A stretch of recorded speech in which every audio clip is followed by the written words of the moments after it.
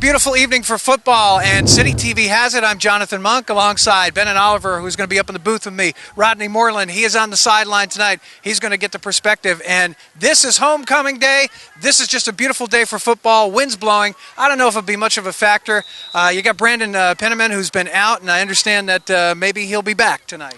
He has been back tonight from an injury. He suffered a hip pointer here against Chapel Hill a couple of weeks ago.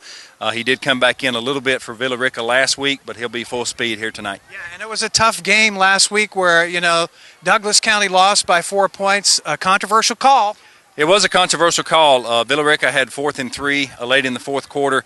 Chapel Hill stopped them, but a late flag came in, and the referees called a horse collar penalty, and it gave Villa Rica a first down. They went on and scored and defeated Douglas County. This is going to be a tough team for Alexander, and I realize that, Rodney, you and I are wearing the Alexander colors. We might not get out of here tonight. I hope so. Maybe we will, I didn't realize I had on Alexander colors, but I'm ready tonight. Yeah, so what are you looking for in the Tigers' performance tonight? Like Bennett said, Brandon's coming back, and I'm looking for him to run that power game like they always has, and I think it'll be good. Now, not known for their passing game, but Alexander had a passing game with their former quarterback, he's out right now. It was Dempsey Abernathy. He went down the first game of the season with a leg injury. A senior leader, a real good athlete. He's also the shortstop for the baseball team. Since then, Alexander's had a tough time, really scoring, winning some games. So this will be a big game for him tonight. And we're going to see a ground game with them tonight. That's what we're looking at because they've lost their quarterback that does a lot of passing. Oh, yeah, I understand they also run a version of the Wildcat, and we'll see a little of that tonight from Alexander. So. Well, it's funny because we're up in the booth a little bit earlier. Bennett and I were talking, and I talked to some of the guys. I talked to the chaplain on the side of the field, and he was saying, you got to look out for Cody Griggs, who's a running back, yet I think he's going to be in the quarterback position tonight. Well, that's what you said, and that kind of caught me by surprise. That's not the guy that I had down, but the Wildcat, you can certainly substitute a running back at any time for that position, and I'm sure they'll try it here tonight. Well, that was a good piece of information from you, Rodney, as far as that goes, because you may see a running back at quarterback tonight. It's Douglas County Tigers taking on the Alexander Cougars in their homecoming, and we're going to get to the action in just a little bit. So, Mike, it looks like the captains for both teams are in the center of the field waiting for the coin toss. Looks like for Douglas County, all these are seniors. Antonio Glover. Number 10 is Devin Randall. Number 18 is Brandon Penniman.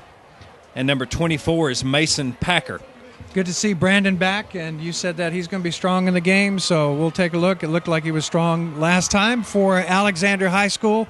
And Cougar football, Dempsey Abernathy is out there as a team captain. Of course, he's out on crutches, and he has a broken leg bone. Right. So there's an issue with that.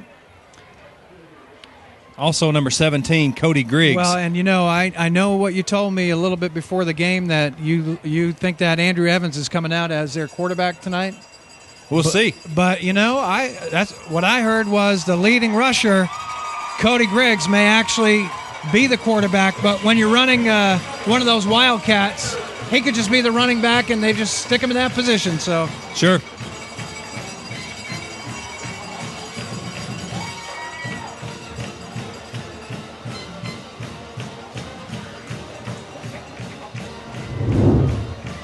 DC Tigers are going to receive the ball tonight, and they kind of have the wind going at their backs, and it's moving from right to left tonight. It was a little heavier before. It's kind of died down. Much cooler this week than their first broadcast. Of course, this is our second broadcast on CDTV, Channel 22 on Comcast Cable here in Douglasville. So I don't think it'll have much fatigue on the players, not as much as last week. It was really hot at the start of the game last week and was hot throughout the game. So Bennett, it's football season, baby. We're in the thick of it. This is awesome. And if you want to, you can view and review tonight's game on Comcast Digital 22 or Tributary 98, Tuesday at 9 p.m., Wednesday at 4:30 p.m., Thursday at 4 and 8 p.m., and Saturday 12:30 and 6:30 p.m. Or you can look at City TV Sports on the web at mycitytv.com. That's CITITV.com.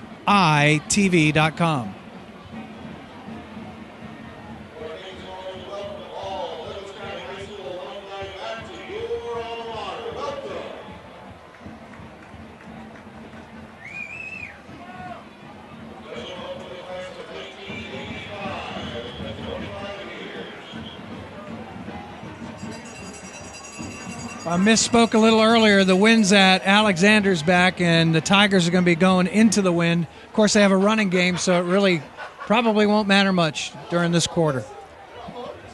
Dempsey Abernathy really. Wait a minute, they're switching again. We've had a little mix-up on the preparation here. So the DC Tigers will have the wind at their back. Small adjustment there by the officials, but looks like they're all smiling. That's a good thing. Looks like Antonio Glover is going back to receive. He's kind of a multi-purpose player for Douglas County. Well, he'll play wide receiver. He'll do a lot of different things. Plays defensive back. And, of course, Shea Seeley, which we should I guess apologize to Shea. His mom told us 2 weeks ago before the game that his nickname was Sparkles. Well, according to Shea, he didn't really understand that. So we've decided that any player that can go both ways, we're not going to call Sparkles. Well, we have to come up with a name for him, some kind of nickname if he goes on both sides of the ball there. I would say Nails or Hammer or something like that. I like that. So we'll work on that as the game goes on. Is he a ball peen hammer? He's a tough player. He can punch it. He can punch it. And so here we go. Smart Homecoming 2010 for DC is on its way. Little pooch kick.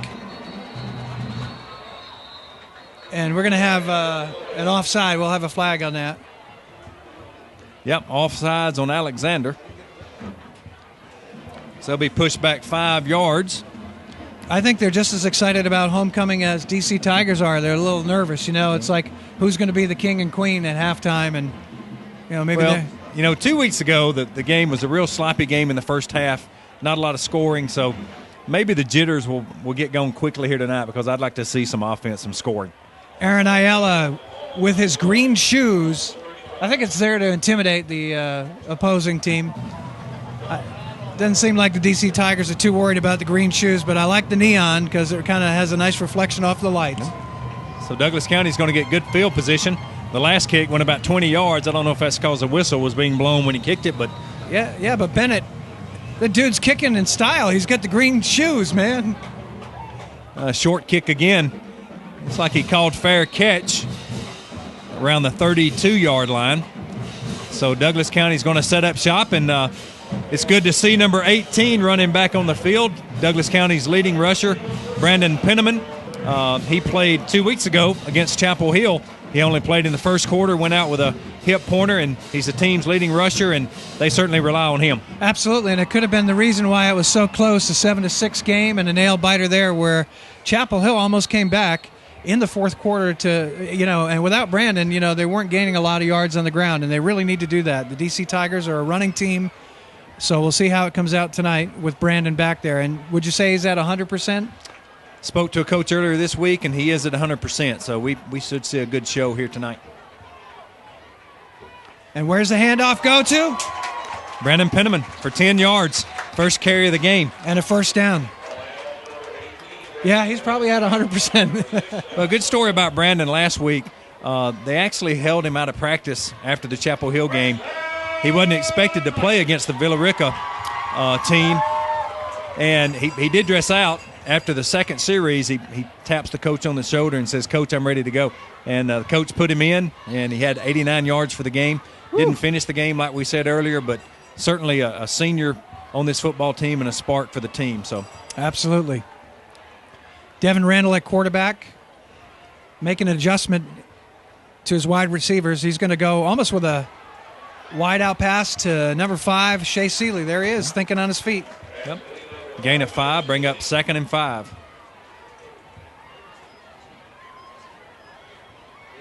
Already at the 50-yard line, like you said, great field position, and it really had a lot to do with being offside on the kickoff. Need to take a look at number 45, Andrew Evans, for Alexander. He's one of the team's leading tacklers. They're going to go with an option. That's a dangerous pitch back to Brandon Penniman. That was way up. That looked like a softball hit. Yep. Pitch was about 2 yards behind him. Brandon was able to haul it in and take it for about 3 yards. Nice hands on that. That was dangerous. That could have been disastrous right out of the chute. Bring up a 3rd down, and looks like a long 3 for Douglas County. That big offensive line once again averaging 260 pounds for DC.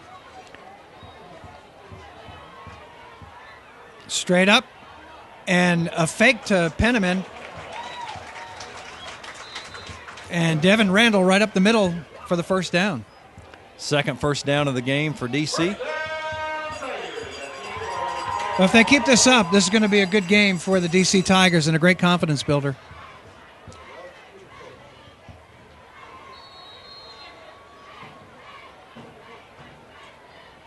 Pretty generic offense for DC, but you know when it works, you just stay with it and just grind it out. So. Why not? Looks like Alexander isn't quite sure what to do and how to set up. They're not reading the offense very well on this. They've got a man in motion, Antonio Glover. Brandon Penniman gets loose, breaks a tackle. Little 12-yard gain for Brandon. And he's racking up the yardage here early in the first quarter. Absolutely. Nice distraction, too, from Antonio Glover as he went in motion. And Alexander tried to adjust on that, and they just didn't do that. You had the linebackers moving one way, and you got Penniman coming through off tackle on the other way, and you got yourself a first down. It's like Antonio Glover coming out for a breather. Shea Seeley split out to the left side.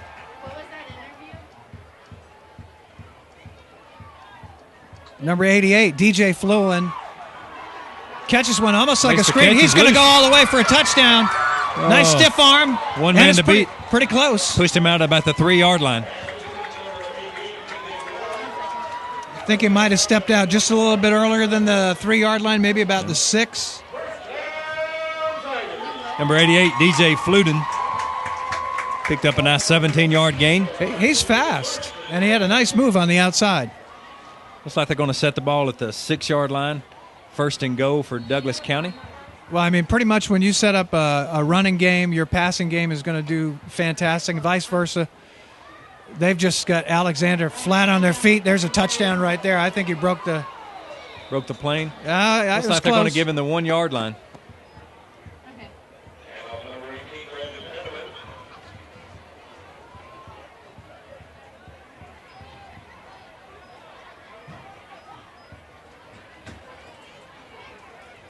You got guys like Kenny Caldwell up front, and, it looks like they're really doing their job on that front line. I think Alexander will have a tough time stopping the running game for Douglas County. Micaiah McClendon also doing a great job on the right side. Quarterback sneak by Devin Randall. It looks like it's going to be third and goal. Tough goal line stance there, too. Got about 40 seconds in the first quarter. They might be able to get a play off. Going to have to. Like Joseph Barker's going in. He was the workhorse there in the fourth quarter against Chapel Hill. They're going to set him up. He's a fullback. He's a tough boy. I say Randall right up the middle. What do you think? I'm thinking it's going to Penniman right behind Barker, and it does. Off to the right side. Let's see. Looks like they've stopped him. Right there on the goal line. Right before, it's about a 1-inch line on that one. You can't get any closer than that. It's going to bring up fourth and goal. Big decision for Coach Oglesby here in the first quarter. I thought it was 40 seconds in the quarter. I guess the clock is off a little bit because the 8 looked like a 0. 7 minutes and 45 seconds in the quarter. Looks like Douglas County is going to go on fourth and goal. Why not? You're right there. You've been moving the ball pretty well. I think it's a good call by Coach. Got Brandon Penniman in the I backfield. Straight handoff to Brandon. He's got it. That's touchdown. A touchdown.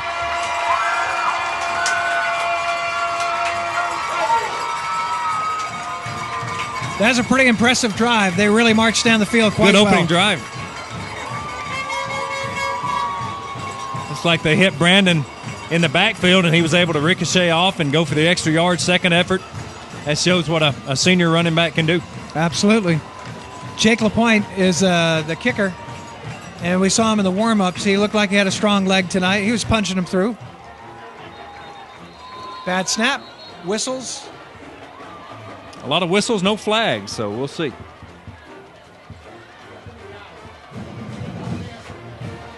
I think it's a do-over, Bennett. It may be. There are no flags. I do see a flag in the back of the end zone. Do you? Okay. Yep. I stand corrected. No flag. Now they're going to wave it off. It's a do-over.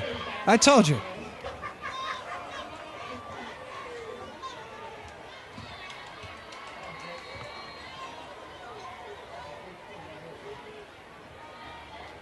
Oh, that could be an offside.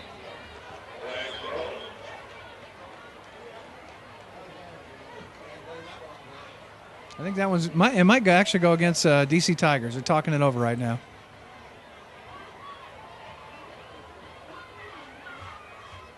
Offside on the defense. Offside Alexander. Oh, That's going to be a huge 1.5-yard penalty. I know. I think that'll put him right over the edge there. Jake LaPointe, now he's definitely going to get that one right through the post.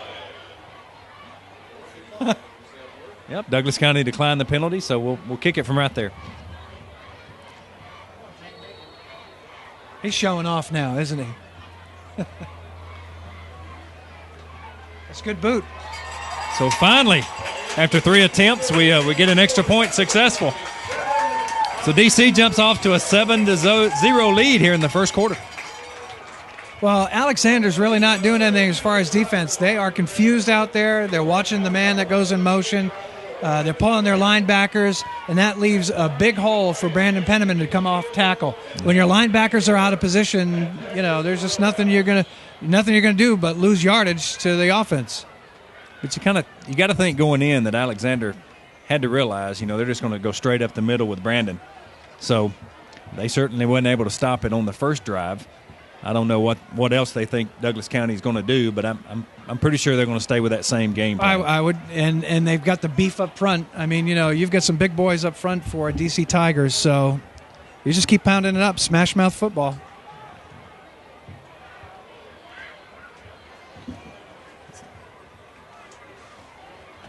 Oh, you know who's out there to do a little kickoff? Got our freshman Juan Cerna from the DC Tigers. We'll see how, and his leg looked real good in the warm-ups just before the game started, pregame.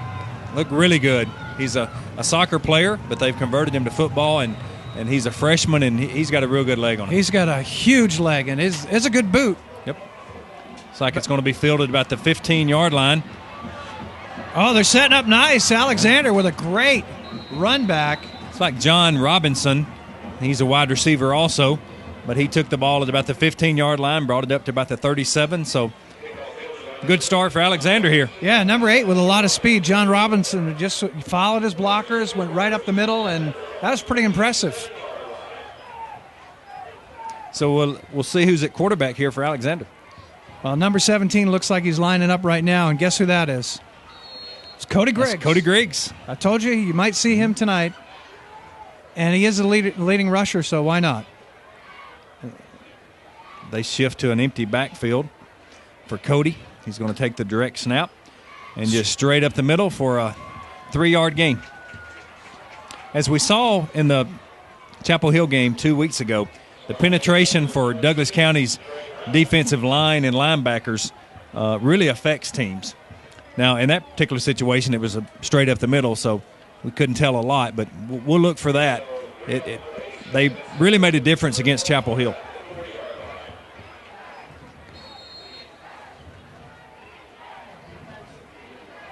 It's like Cody Griggs again. It's like we have Reggie Williams in the I backfield. Shotgun snap. And again, trying to pound it up the middle. That was good containment by the Tigers. Yeah, looks like Antonio Glover gets up off the bottom of the pile. So that's going to bring up about a 3rd and 6 yards for the Alexander Cougars.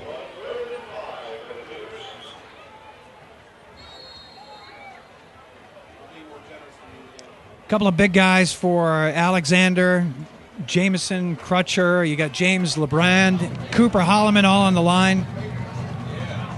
And you've got a smaller DC Tigers defense, but they're very fast. Yep, they rely on their speed. It's like Cody right up the middle for maybe 3 yards, so it's going to bring up a 4th down and about 3 for Alexander. I think after a good kickoff return, they would have wanted to get at least one first down. Or at least, up toward the 50-yard line. They're still in their own territory, so they really didn't move the ball that well, relying a lot on Cody Griggs during that series of plays. But he is the leading rusher. They seem to block up the middle. They were pretty good blocking up the middle. But you have to mix it up a little bit to get through the middle a lot. You got to get out on the outside every once in a while, just kind of mix it up so the defense is off balance. It was a very predictable series of play. Right up the middle. Whoops, got a little offside. DC Tigers getting drawn off. Yeah, they drew Douglas County for an offside penalty, and it's going to give Alexander a first down. That was a bad mistake. That was just being anxious. They wanted to go after that ball. I think they wanted to get a block on that. And they just need to be a little bit more patient. So Alexander picks up a first down via penalty. Good call, and I didn't even know if it was a hard count or I couldn't tell. Yeah. Cody Griggs once again in the shotgun formation. Look for a pass on this play. I think they'll mix it up. Or not. He's going to keep it straight up the middle once again for no gain. With losing Dempsey Abernathy, he was their passing quarterback early in the season, and it really limits them on what their offensive can do. It changes the complexion of a team dramatically, and they're trying to make that adjustment. And, you do it you're going into your, third and fourth game making those adjustments. It's not a good thing. And Douglas County's defense, they've been solid. They shut out Warner Robins at Warner Robins. They turn around and only give up 6 points to Chapel Hill. And so it'll be tough for Alexander here tonight to put some points on the board. Well, you'll see a lot of Javante Kemp-Davis in on those tackles. Here's your pass. And it was a good one, too. To number 8, John Robinson. And a big gain. John Robinson is the Alexander's leads the team in receptions and all-purpose yards. So it's like 34. DeAndre Sims checks in.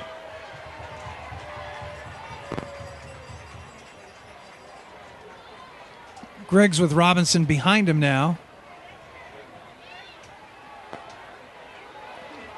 Just a quarterback draw straight up the middle for about a yard. Looks like it's tough going against that Douglas County defense up the middle. It sure is, but you got Javante up front, and he's defensive end, but he's in on a lot of tackles. So maybe they're looking at him. Maybe they scouted it and said, "Man, we're not going to be able to run on the outside, so we're going to keep it up the middle." Yeah, it looks like Brandon Bostic is the nose guard. We see him in on some tackles also. Yep, Alex Frazier. They're all they're containing it. They're containing the outside, keeping them up the middle. And the only scoring play that Chapel Hill had was a 50-yard pass play, a bomb down the right sideline. So maybe Alexander will try passing once again. That was a low snap, but Griggs got it, scooped it up, took it about 3 yards, up to the 30. He's really taking some licks here early. Man, he with that is. Straight up the middle play. Well, he's a running back, so, he's used to it. He's playing linebacker, too, for the defense, so he's used to getting hits, and he's used to doing the hitting. Right. So he knows what to expect while he's out there. We actually had Evan Wood down as a starting quarterback, and I haven't seen him in the game tonight, so we don't know exactly what's going on with Evan. Reggie Williams back behind Cody Griggs. It's going to be a pass play. Yeah. Wide open receiver. Josh Dunn, wide open, but a little Josh high. Robinson had snuck out on the right side, wide open, and Cody Griggs just overthrew him about 3 yards. That would have been a nice little flare pass, nice little play there. Probably could have picked up about 3-4 yards. Number 6 was Josh Doan, and the ball just over his head. But they're going to go for it on 4th and a long 6. Well, why not? You can't really do anything here. If you pooch punt it, you're going to be – you can drive them back, but they're just going to drive up the field. Right. They're not stopping the running game, so this is a good choice, I think. And a pass again. Going for the money with John Robinson. Yep, there's a flag, a late flag. And that's a late hit, too. And what a way to go. That's 2 penalties. 2 first downs on 2 penalties for Alexander. I think a little smack talk is going on, too. You got John Robinson getting real riled up out there. Yeah. He was happy about that call. So Douglas County's given them 2 first downs here in the first quarter on penalty plays. And that is a good word. They have been given the first downs. Yep.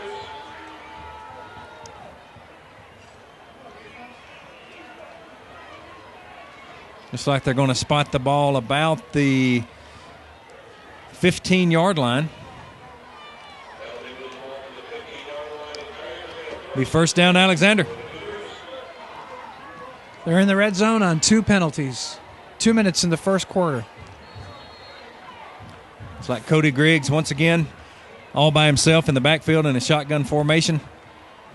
Takes a snap straight up the middle once again. It's like he moves the pile for about 3 yards. And Jake LaPointe on the tackle, coming up from the linebacker position, clogging it up. Well, they've tried that play about 7 times so far. Don't know if they saw something in film or a weakness in the defense, but certainly they hadn't gained a lot of yards so far. It's like 2nd and 8 for Alexander. Robinson back. DeAndre Sims is back as well to the right. Trying to go to the outside. They're just not going to do anything on the outside. There again is that penetration by the Douglas County defensive line and linebackers.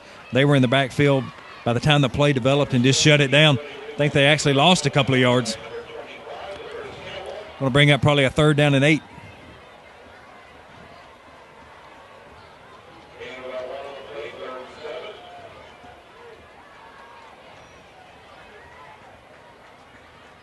When you try to go to the outside, you've got a guy who's as fast as Antonio Glover, and he can really catch up with a fast guy like Cody Griggs.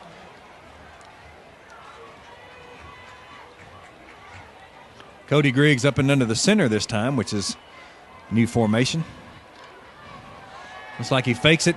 Got a man open. Wide and open, too. Once again, throws it short. Looks like it was Andrew Evans that had slipped out of the backfield. Yep. Just rolled it out. Kind of trickled out there, but, Cody's not the passer on the team. He is definitely the running back, and so a little bit short. You got to wonder if they had Dempsey Abernathy, if things would be a little bit different with this team. And for a team to be 1-4 without their starting quarterback, that says a lot. Yeah. Looks like Alexander's going to try a field goal. I would watch number 1, Anthony Glover, from that right side. How about you, Monk? I'm thinking he looks like he's unprotected right now. Aaron Ayala, and Ayala hits it. It is good. Beautiful kick. And I did notice that time that Alexander had a man go pick up Anthony Glover from the right side. Last week he blocked 3 kicks. So they obviously saw that this week and put somebody on him and got the kickoff, and the field goal was good. Absolutely did their homework, that's for sure. 29 seconds left in the first quarter, and I think we're going to head down to the field. Rodney Moreland is on the field with Robert Hale. Robert, I understand that you were involved in a bit of a controversial play. Have you put that behind you? Yes, sir. All right, you ready for the game tonight? Yes, sir. You think y'all can take this, guys? Of course. Yes, sir. Thank you, Robert. Well, I tell you, Monk, it's a packed house here tonight for Douglas County's homecoming. Yeah, and it's a beautiful night for football, and it's turned into a pretty good game. Aside from the 2 penalties for DC Tigers, Alexander gets down there and they get a field goal. So we've got a game. It's 7-3. This time it looks like he's going to pooch kick it. On the outside, he's got a little opening. Looked like a Xavier Packer with a little opening on the outside. Or was that number 23? Was it 28 or? I think it was Xavier. Was it Xavier? Picked Okay, up yeah, kind of a squib kick about the 20-yard line. Came all the way around to the left side and looks like he picked up about 17 yards. Man, I'm glad he put some super glue on his fingers tonight because it looked like it might have just come out of there pretty quick. But you don't have to worry about it being too cold. I mean, it's just the perfect temperature. Nothing worse than when it's real cold outside and that ball slaps up on your hands and you just can't get a hold of it. And the pigskin feels like cement. Well, it's a beautiful night here tonight. We won't have to worry about those cold temperatures quite yet. Penniman takes it to the outside. He's a hard runner. Looks like a little adjustment on Alexander's part. Cougars contained the inside. Penniman had to look for a hole to the outside, and then, defensively they just blocked it up on the outside.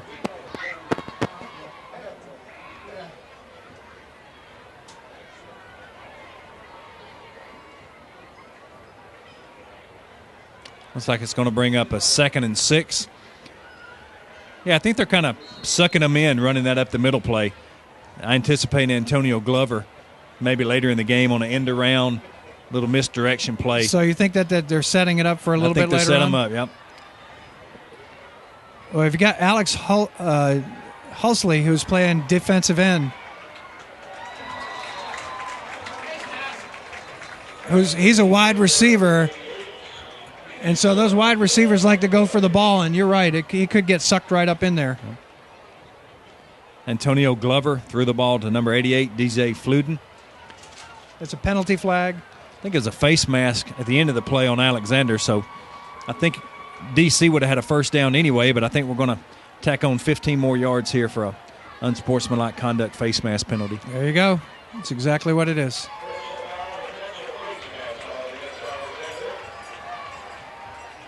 And that's a big one. Man, you hate to be the defense looking at backpedaling and watch that referee take those big steps. Big number 73 for Douglas County, Marcus Whites. Looks like he's an offensive lineman. He's a sophomore. He checks in.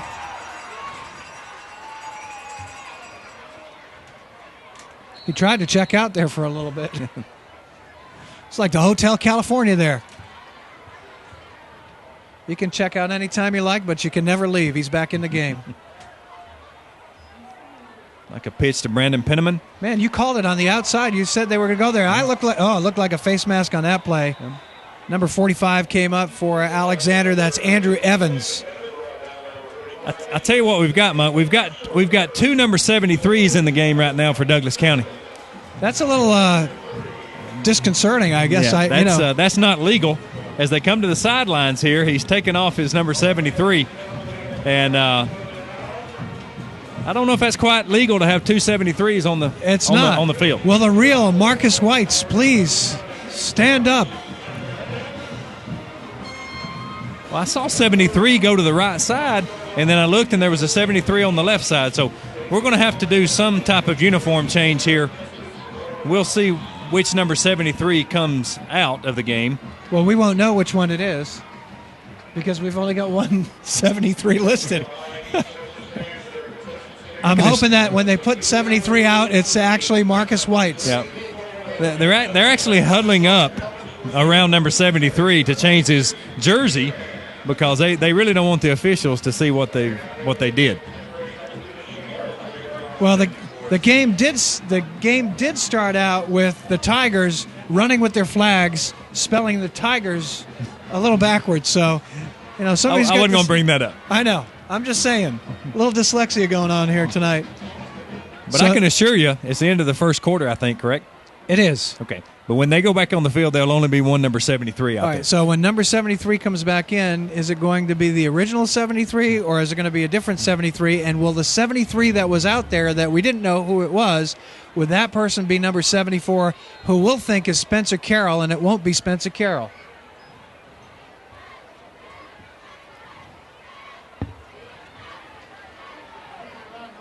Brandon Penniman around the left side. Looks like he picked up about 3 yards. And it was Andre London on the outside containing him, and just, it looked like he was a roper, man. It looked like he was going to a rodeo. And it looks like he was led that time by number 73. But Devin Randall's number 10. We know who he is. Yeah, we're just gonna say number 73 because we really don't know who's wearing that jersey tonight. And watch Shea Seeley. He's split to the right side. Plays both ways, receiver. He's a defensive back.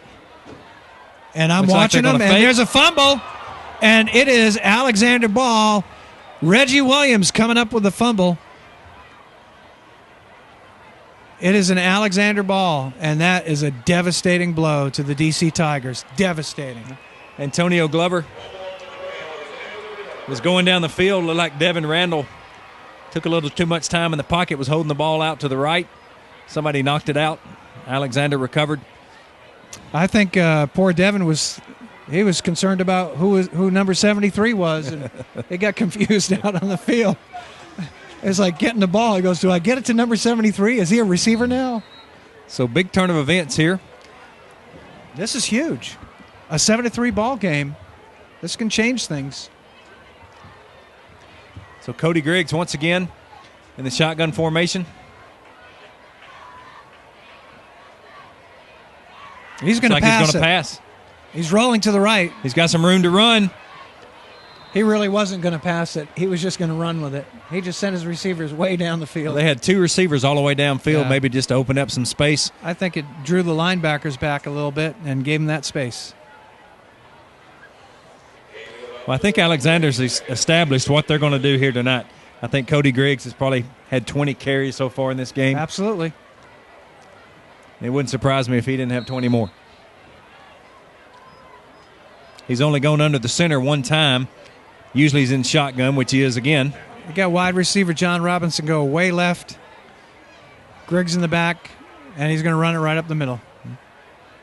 Ooh, good power. Great run. Good power. Little second effort there. It's going to be close to the first down. Looks like it's going to be 3rd and 1. They might have to measure this one. It's pretty close. Nope, they gave him the first down. Okay.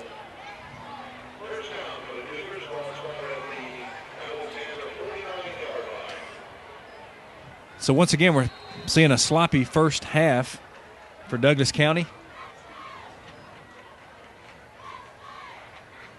Alexander trying to capitalize on penalties, miscues, and a fumble by Antonio Glover. Devin Randall, excuse me.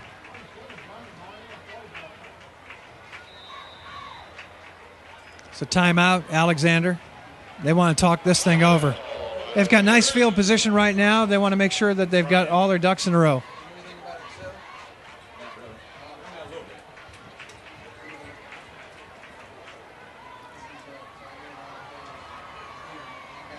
Of course, we'll have the homecoming festivities at halftime. I think the Douglas County Band will be performing after the game, but there'll be a homecoming queen crowned here at Douglas County. If you're watching this on City TV, make sure you tune in to Comcast Digital 22, Tributary 98. Tuesday at 9 p.m., you'll see tonight's game again. Also on Wednesday at 4:30 p.m., Thursday 4 and 8 p.m., on Saturday 12:30 and 6:30 p.m., or you can go online at mycitytv.com. That's mycititv.com, and check out City TV Sports online. We were talking earlier, scheduling a county game for your homecoming game is kind of out of the ordinary. It is, and usually you said they usually schedule the weakest team that's in a conference, in a region, and this team's matching up with the DC Tigers tonight. They're not making as many mistakes. Yeah, county game, no matter what the records are, always a tough game. And when I was playing, like I said, we always tried to go out and schedule a weaker team, somebody that we knew we were going to get a win, so it would be a festive homecoming. A great homecoming. I mean, they're going to have to work hard to get that festive homecoming tonight. But the Cougars are 0-2 in county games, so and DC Tigers 1-0. Yeah, Lithia Springs is 4-0 going into this week. And that's going to be tough. They've got matchup. a tough one with South Paulding tonight, Yeah. which they're both 2-0 in the region.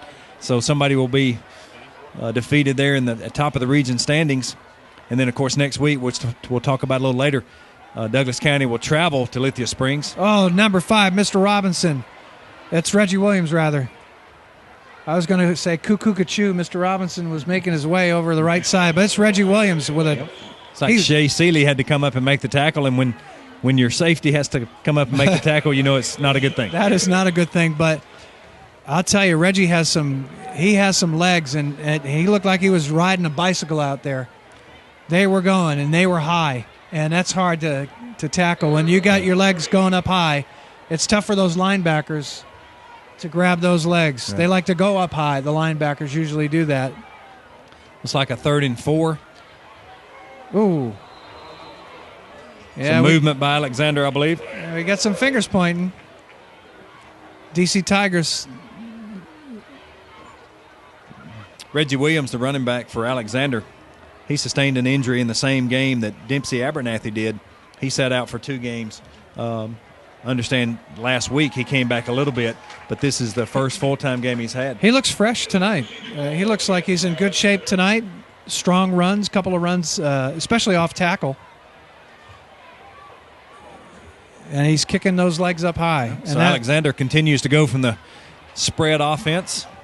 Mostly it's been running plays. I think they've ran 4 pass plays all night long.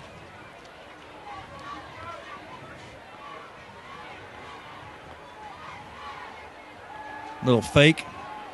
There's nobody open. The right side. Nobody open, and it's overthrown. And Cody's been doing he's either been underthrowing the ball or overthrowing the ball. Hasn't really been able to gauge that, and it was a dangerous pass because DC had some great coverage. Yeah, the pass was intended for John Robinson down on the DC sideline. Looks like it was about 2 or 3 yards out of bounds. He just wasn't able to catch up with it. So it's going to bring up a 4th down and 9. So we're going to see Alexander punt. And it looks like Shea Seeley, multi-purpose player for DC, is back to receive. Nails, right? Nails. Is that his new nickname? Nails. Okay. I bet you'll like that better than Sparkles. Talked to a couple of coaches this week. He did get the punt off. Well, that looked like it might have been tipped a little bit. And Douglas County is going to get a roughing the punter penalty. Coaches are trying to convince the refs that he actually touched the ball. I think they touched the ball. It looked like the ball just kind of floated out there. But they are going to get that call. And that's going to give them another 1st down. 3rd penalty. 3 first downs. Big move down the field by Alexander.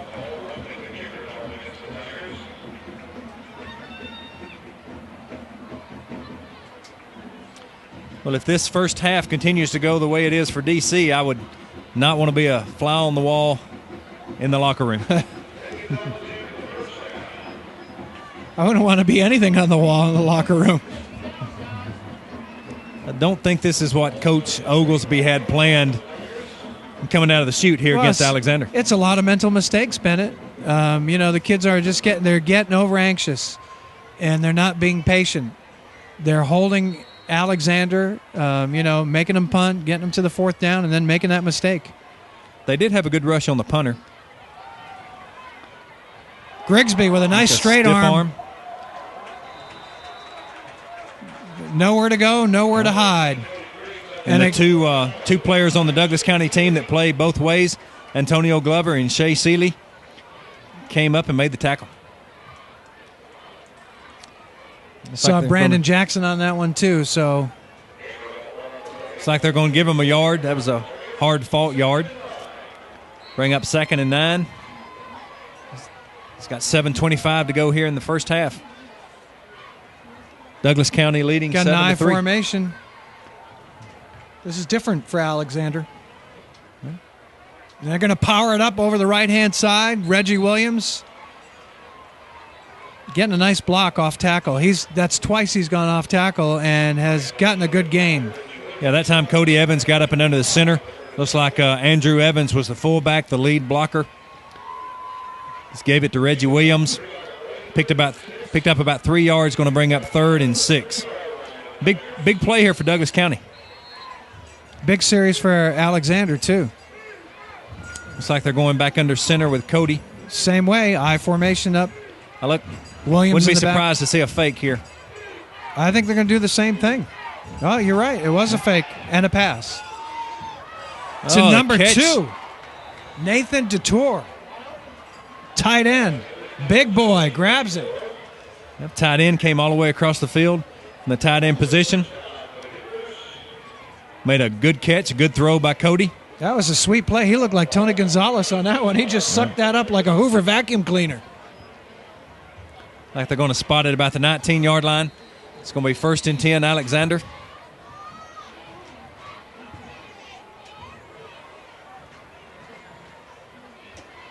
Big series for Alexander going in the halftime. Get some points on the board here. This is great momentum for them. It's like Cody's back in the shotgun.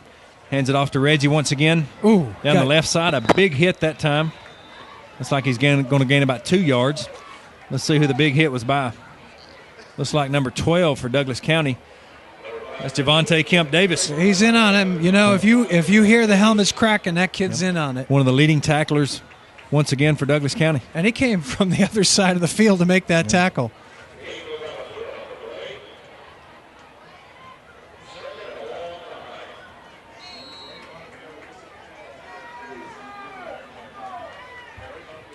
Looks like they're going to go back in the shotgun with Cody Griggs. Reggie behind him.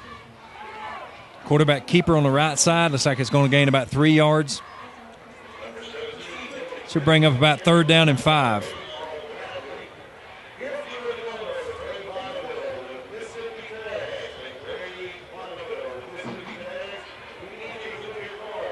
Well, they've actually been moving the ball quite nicely. Just despite some penalties, I think it gave them the confidence to say, "Hey, look, you know what? We're getting some breaks here. We're going to start moving the ball. We'll be able to get the score. We'll be able to get the score up to 10-7." 3rd and long. This is when Douglas County's been kind of self-destructing here tonight with a penalty. It's like he dropped straight back. Oh, a sack. Oh. Number 6, Brandon Bostic in on the tackle. Yep, Keith Radford actually came in and finished him off. Looks like it's going to be about a 3-yard loss. So it's going to bring up 4th and 13. Looks like it's going to be too long for a field goal. So it's like they're going to have a decision to make here. I'll tell you, Cody Griggs took a big hit on that, and he's taken a pounding all night long. But, boy, he looked like he got dropped like a bad date on that one. Whew. Well, it looks like they are going to try a 41-yard field goal. This is Aaron Ayala. Green shoes. And it's up, and it is. It's good. Yeah. It's good. Through the post, looking good. Green 41-yarder. And it's a 7-6 game. Is that a familiar score? A couple weeks ago, Chapel Hill. And they're looking similar to the Chapel Hill game. Yep. They made some mental mistakes against Chapel Hill. The DC Tigers gave up a lot of penalties during that game. There were some fumbles involved. I'm really surprised Douglas County's offense hadn't got it in gear. They got the ball the last time about the 50-yard line. Second play of the drive, quarterback fumbles, they give it back to Alexander. Give Alexander credit. They drove it down the field, got points on the board right before the half, and that's huge. Absolutely. But you're right, they're not moving the ball on offense, but it was that series of play where Devin, took the ball, fumbled it, and they didn't really have a series of play on that. We got Green Shoes going back to kick it.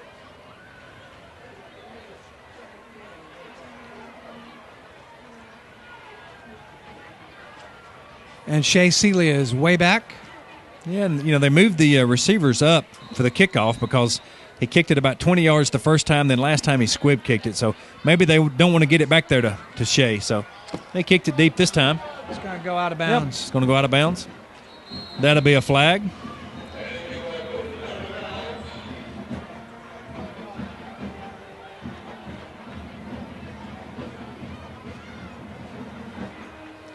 So that's going to give Douglas County the 1st and 10 from the 35-yard line for kicking the ball out of bounds. Well, and they have to move it. They have to move it and get into a scoring position. They have to score. They got 3:49 left until the half. A 7-6 ball game. A team that's very hungry to win in a county game and in a region game too. Much like Chapel Hill 2 weeks ago. Even though they don't have a winning record, a win on the road against Douglas County would certainly turn that around. Nice little swing flare. pass out to 88. Nice. It's like a nice 8-yard gain. Got out of bounds, stopped the clock. DJ Fluin. Bring up a 2nd and 2. He's got a lot of speed when he goes to the outside like that. I'm impressed.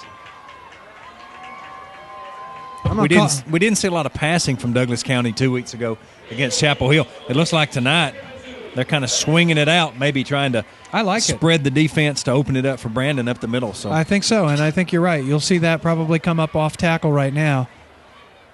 And I just noticed Brandon's not in the He's game. not. So it's like a quarterback option. Oh.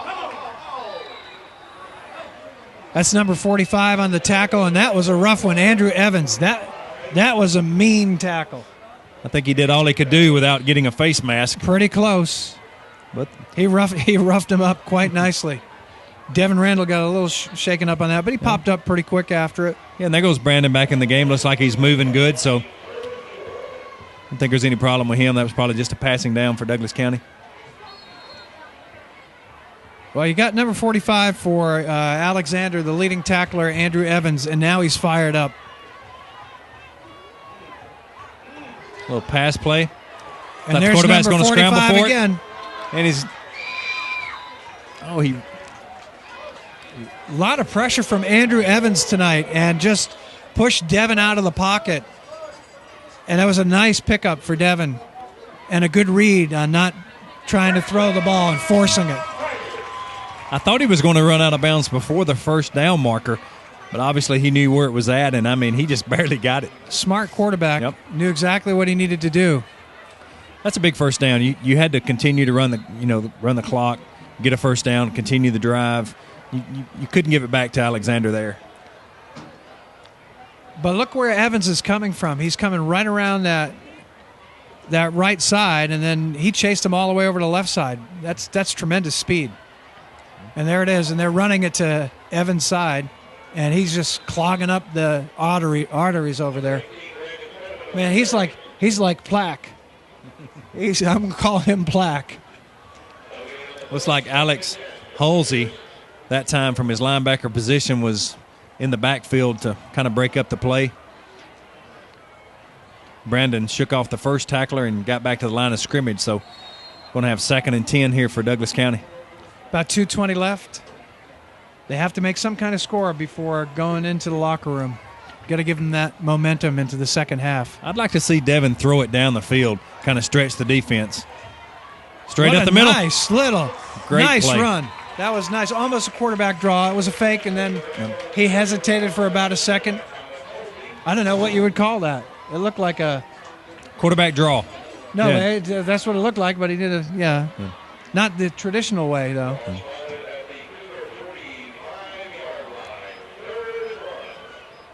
It's like 3rd and 1 for Douglas County. Keep this drive going.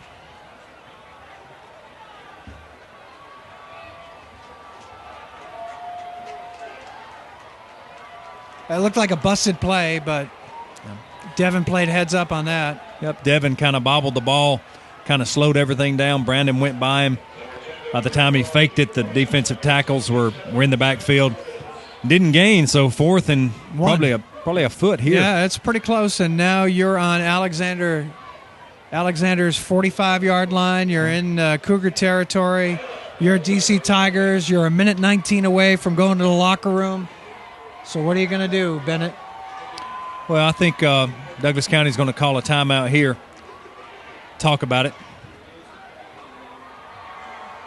Do you play it safe? Do you go for it? If you turn it over here, they've been plagued by penalties. You give the Cougars a great field position, or do you play it safe and just punt it away?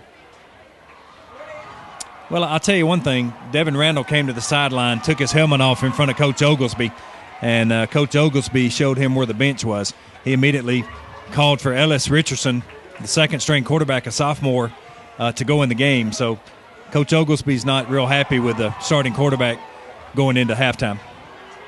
So number 3 is out there, so we'll see if he lines up at quarterback.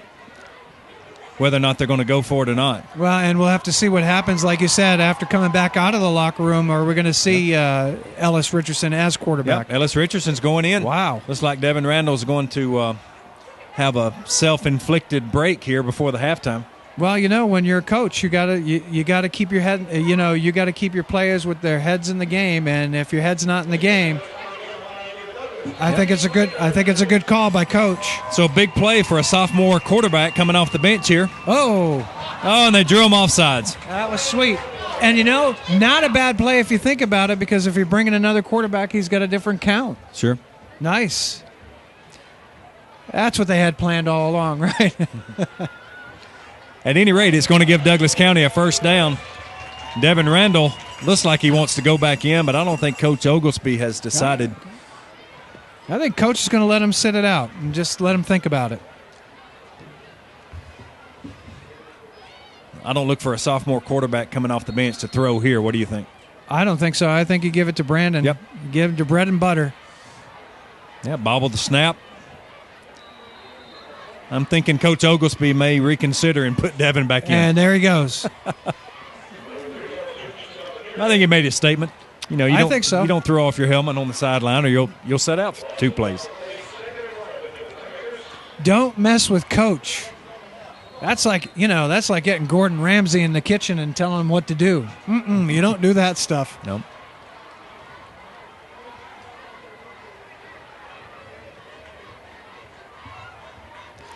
So Devin Randall back in at quarterback. He's going to drop back. Going to throw to the sideline. Antonio Glover. Sweet throw. Nice catch. He caught it. The clock's a factor here. 32 seconds to go in the first half. Looks like Douglas County is going to call their last timeout. But it looks like Devin went back in with a cool head. Yeah. Doesn't look like he's taking off his helmet coming to the huddle here this time, so maybe he's learned his lesson. I think so.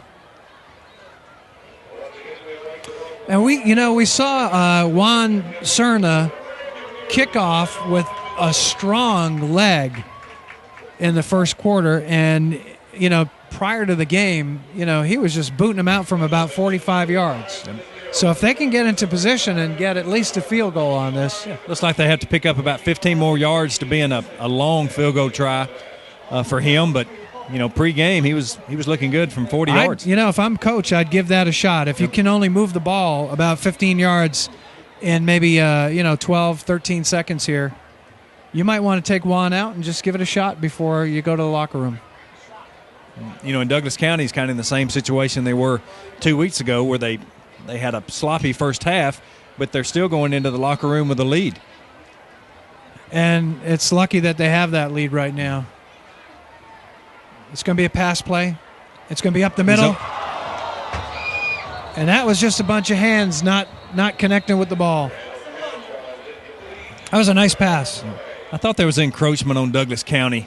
I saw the flag come in late. But John Willis was wide open for about a 25-yard gain, and it just went straight through his hands.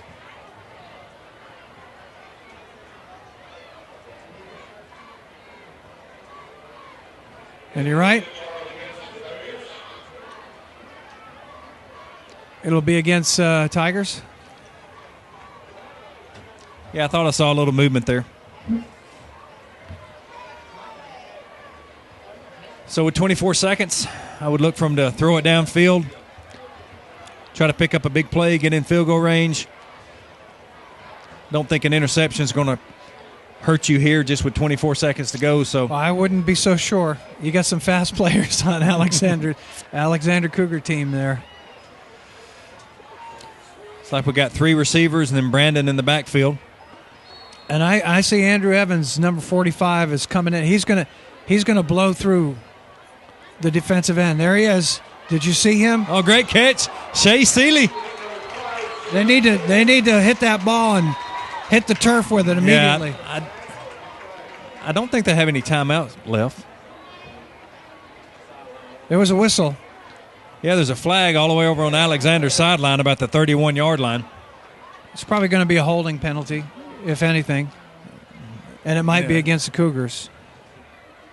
If it's on the sideline like that, I'm going to say encroachment by somebody. Think so? Oh, sideline warning against Alexander. Maybe that's why they threw the flag on the sideline. Yeah, this game's starting to pick up and get a little hot. I think they only get one warning. I think there's a punishment after that. I'm not sure what it is. I would think the 15-yard variety. At least. So they got 16 seconds to go. They need to pick up about 10 more yards to be in field goal range. And I think you bring out Juan Cerna. Yeah. I think you bring out the leg. Well, you can't. I don't think you can run it here. I think you got to throw it to the sideline. That way, if they pick it up a couple of yards, maybe help them out as far as the field goal. But you can't run it up the middle because if they tackle him, Douglas County doesn't have any more timeouts. The clock's going to run. You're exactly right. So just take that chance to the sideline. Even on an incomplete pass, you get that incomplete pass. You still have time to boot it. He's a little out of his range, but why not give it a shot? We got two receivers to the left side. You might get a shot to the end zone with this play as well. Look for Shea Seeley on this. Looks like Alexander's going to call a timeout. But did you see how Andrew Evans came in? Man, he is hungry, but he can. This could, if coach is watching this from the sideline and he can see it, if he's crashing on that defensive end in the second half, if the DC Tigers want to run around the end, Evans might just be biting off the hand that feeds him. Right. Well, he's one of their leading tacklers for Alexander, and he certainly has some explosion off of that left side. But sometimes you can overcommit and crash too quickly, and it's bye-bye if you get a nice little option around on the left end. Yeah, he got to Devin Randall right when he released the ball that time. He hit him hard. Yep. I was surprised that he actually made that completion.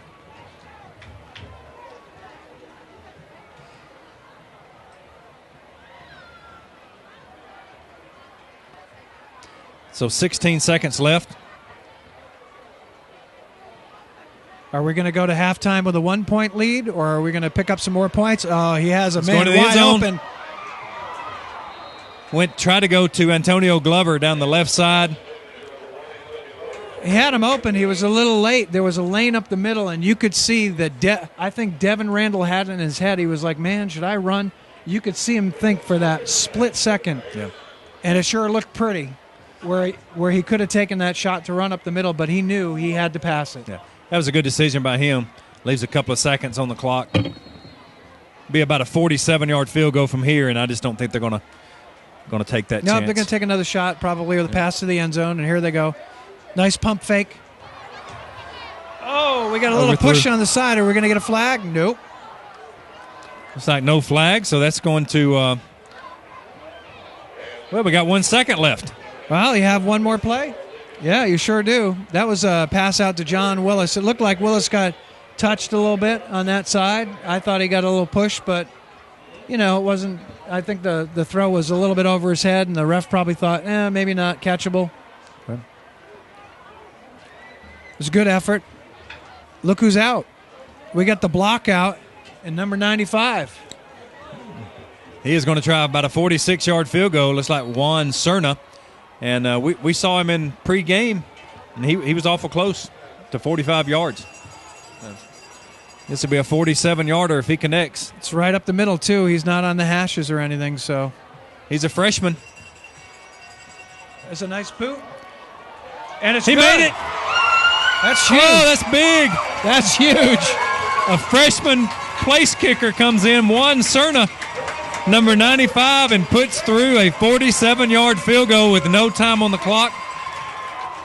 Douglas County is going to take a 10-6 lead into the half. And a very, very happy team going to the locker room right now. But boy, they really needed that one.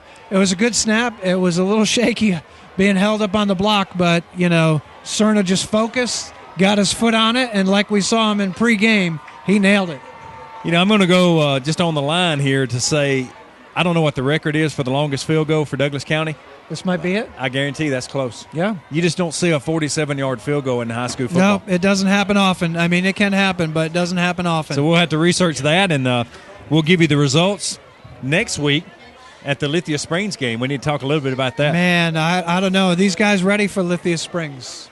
Well, Lithia Springs went into tonight's game against South Paulding 4-0. They were on top in the region. They're ranked in the top 10 in the state.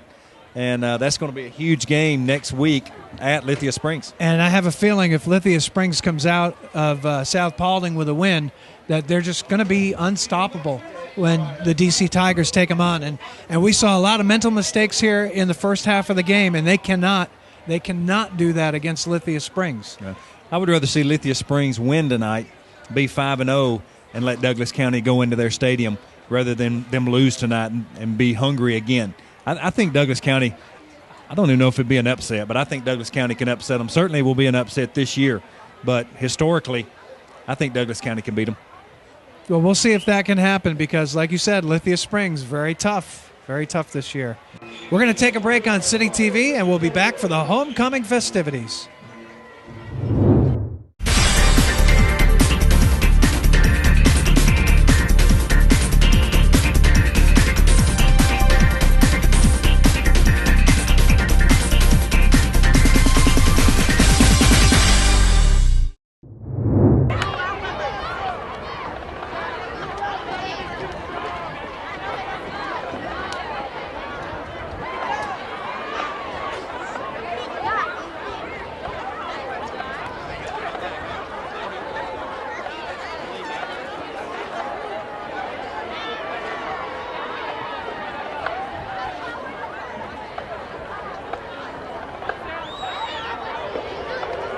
Welcome once again, all alumni, current students, faculty, and staff to our 2010 homecoming festivities.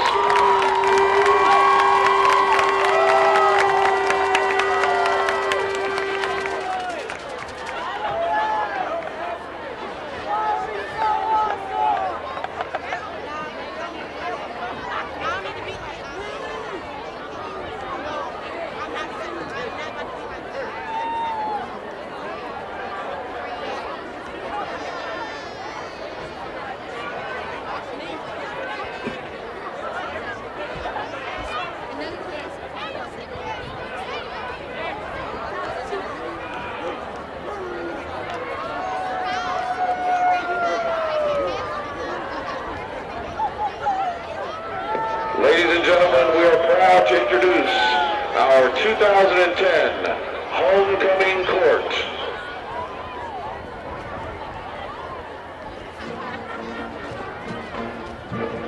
Our 9th grade court, representing the freshman class, Miss Natalia Christian. She is being escorted by her father, Mr. Delroy Christian.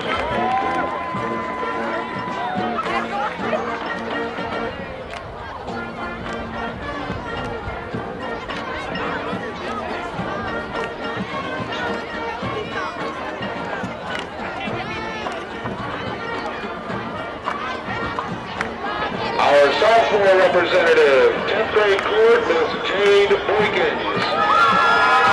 Jade is being escorted by her uncle, Mr. Hilton Alexander.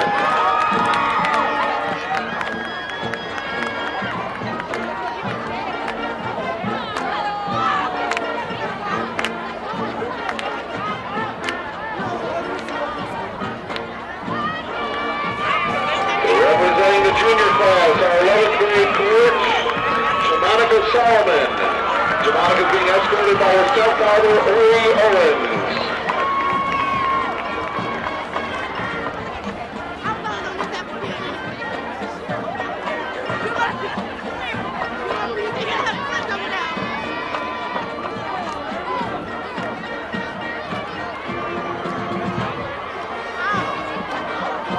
And now our senior representatives, our third runner-up, Mr. Eugene Roberts. Eugene plans to attend St. Louis University and major in political science. He is being escorted this evening by Destiny Love.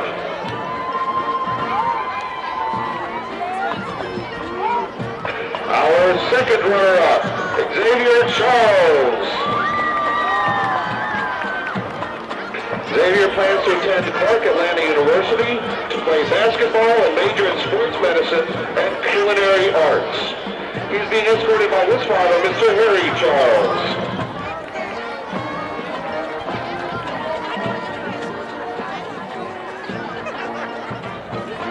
Our first round this evening, Mr. Darius Anderson. Mr. Anderson is the starting center of our football team. His plans after high school are to attend college, play football, and major in education. And ladies and gentlemen, we're proud to present your 2010 homecoming king, Mr. Zach Shem.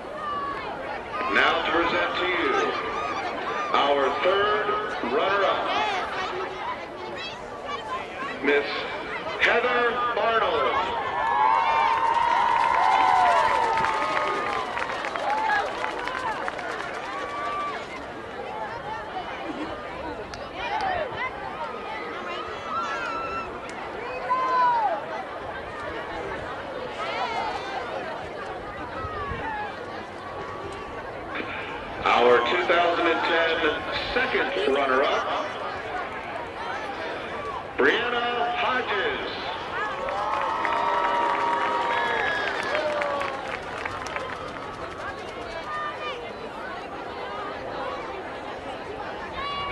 And then there were 2.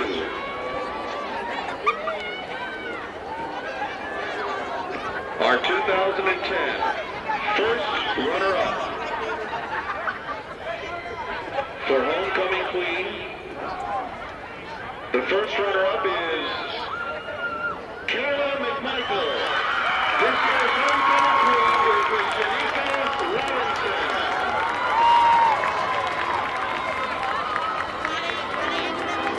Once again, our 2010 homecoming queen is Miss Shanika Robinson.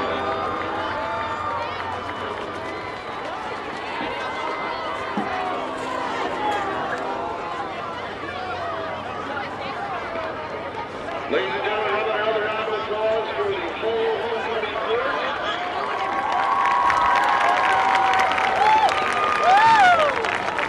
And once again, presenting your king and match today, Queen Shanika Robinson. Congratulations.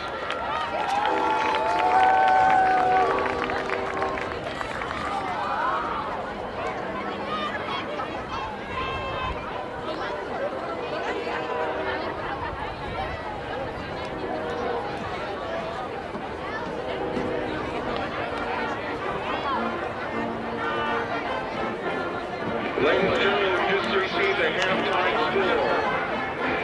South Hawley 14, Olympia Springs 0 at Olympia.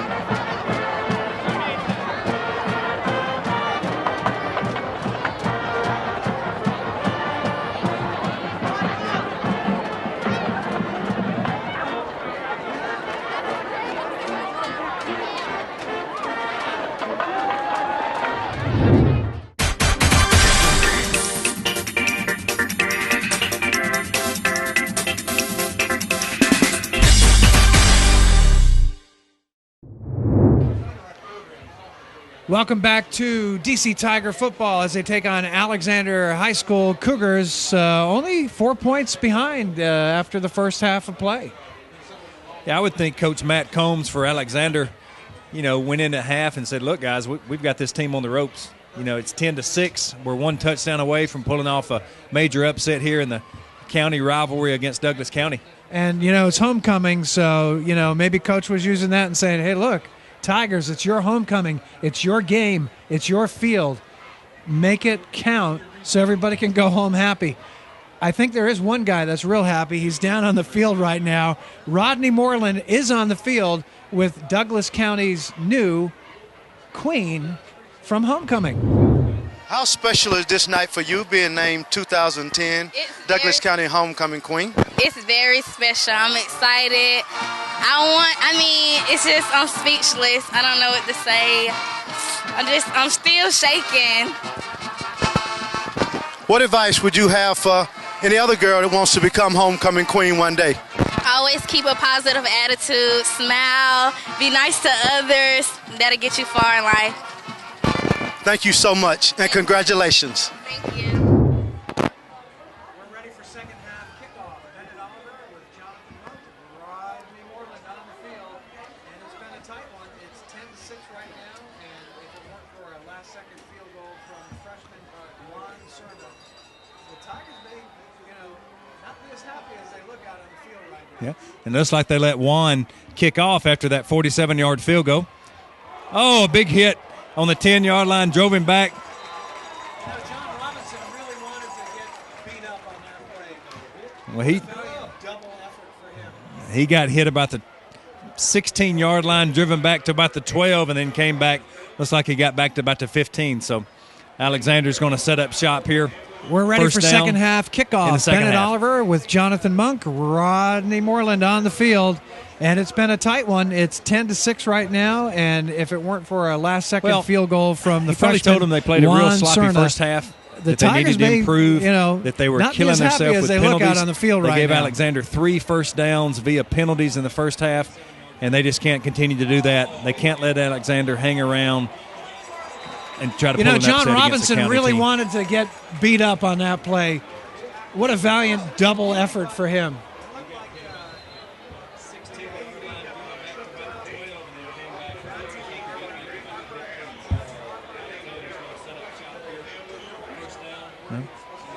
What do you Cody think? Griggs, he actually Coach showed a good arm on Oglesby that play. Had a little Pretty chat class. with the DC Tigers in the locker room. What did he say?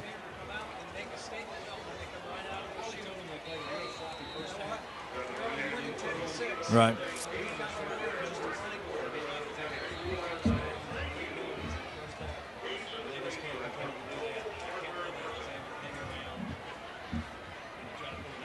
It's like Cody Griggs back in the shotgun once again. Cody Griggs back, and this is a Takes pass, snap, and it's just a gonna run beauty, but quarterback sweep it looked to the like right side. Looks like he's going to number pick up 81 about got 2 a little yards. tripped up.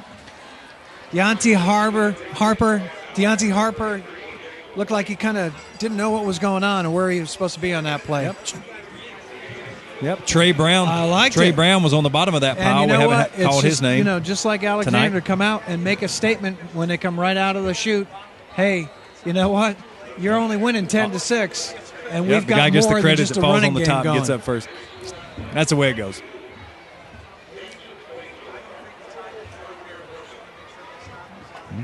Looks like Cody Griggs going under the center, then backs up. Back in the shotgun once again. Takes a direct snap, fakes. Looks like he's going to try to go to the right side. There's a tight end. Oh! Brandon Bostic in on the tackle. And that was Along Shea with number Seeley that 33, came up and Jake unloaded. LaPointe. So those two guys have been playing a good game. In on a lot great, of tackles. great hit. And because Shea made that it's funny play, he because gets to drop you back never see and the guy on the try bottom to of the return a pile punt till for a it gets up touchdown. till it's So- too late. And the poor guy never gets credit. That's right. That's right. Don't know if he knows he's still in I don't Douglas think County the or not. Tigers but really care. They just want to make certainly sure they took a stop shot. this Alexander Cougar team. That was that same tight end across the middle pass play that worked earlier in the game that they tried again. So, Oh! Nathan DeTore takes a huge hit. He had his own homecoming good on punt, the field. no return. Oh, Looks like Douglas County is going to set up shop he wanted about to the be king 42-yard of the line. hits. And Douglas County kind of made a statement here in the second half. Man, I am so glad Nathan's okay. He's coming off the field. He doesn't look like he's too shook up, but he'll remember that for a few minutes.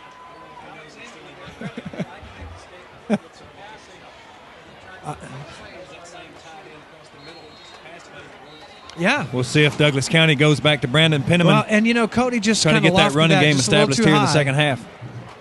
Here comes a punt, and it's kind of Straight up the middle, he's loose. hit at the 50. He's going to the line 40, and roll. to the 30. Tigers will just roll away from it. Ran down at the 15-yard line. About a 45-yard scamper from Brandon Penniman, DC's leading rusher, and Oh, I'm proud he's defensively, healthy. They certainly did. They're like, you're not going to run on us. You're not going to pass on us. And we're going to win this homecoming game. They came out and they did make a statement. Alexander, to their credit, tried to make the statement with some passing and tried to get the big plays right out I of the don't know chute. what Coach Oglesby said at just didn't halftime, but it seems to be materialize. working. I noticed they did come out a little late after the half, so I'm sure he was giving them a talking to.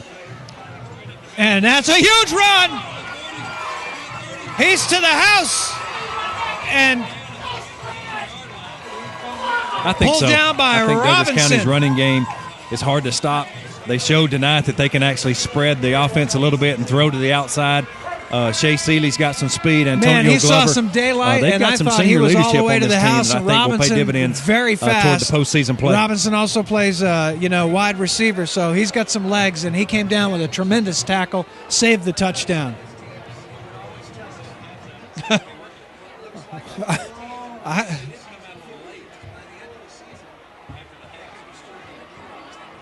This could be a defining moment for them when they go against Lithia Springs next week. I mean, you had mentioned before that you think that Joseph Barker's in the beat a backfield. Lithia Springs team fake that's it to him. 4-0. Oh, and he fumbles. Nope, Alexander.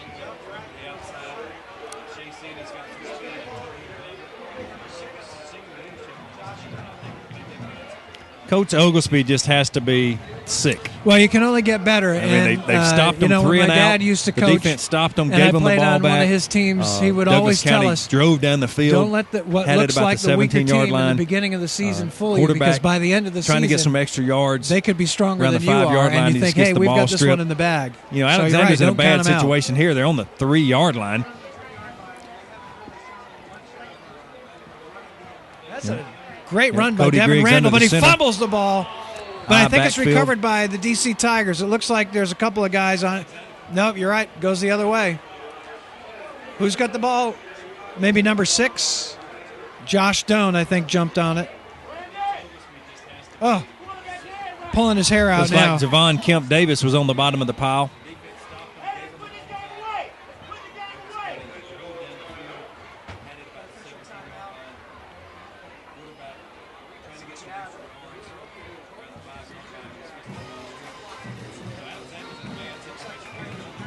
Yeah, they're on the 3-yard line, and they haven't really shown Well, much Alexander of, had a situation earlier running in the game year this half at home anyway. where they were losing the game, and late in the fourth quarter, it kind of got ugly, and the refs throw some Right flags. up the middle and right down the middle. Looks like a lot of that's going on here tonight. So And some hard hitting where a helmet comes off, too.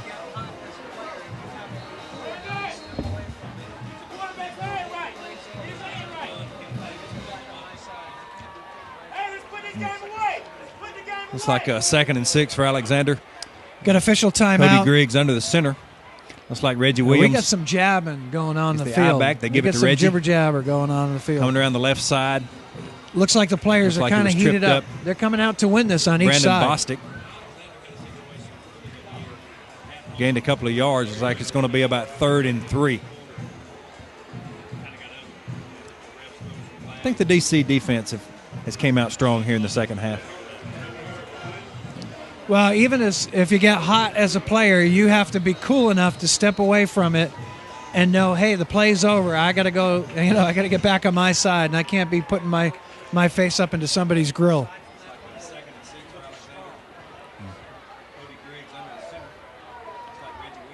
Cody Griggs under center once again.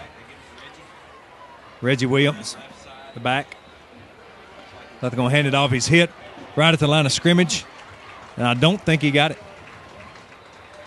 I think it's going to bring up about a 4th and 1.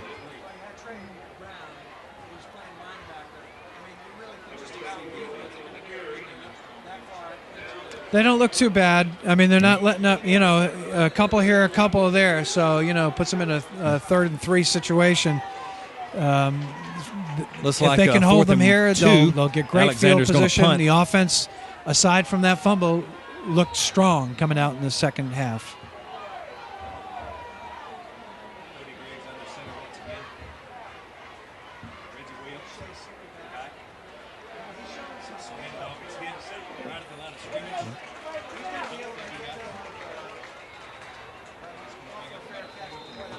Well, you had Trey Brown, who was playing Douglas County's got a linebacker. history I mean, you really here can as just far as about their read football what they're program. gonna do when they're They've got a that running back far that plays into for their, the San their own Diego territory. Chargers.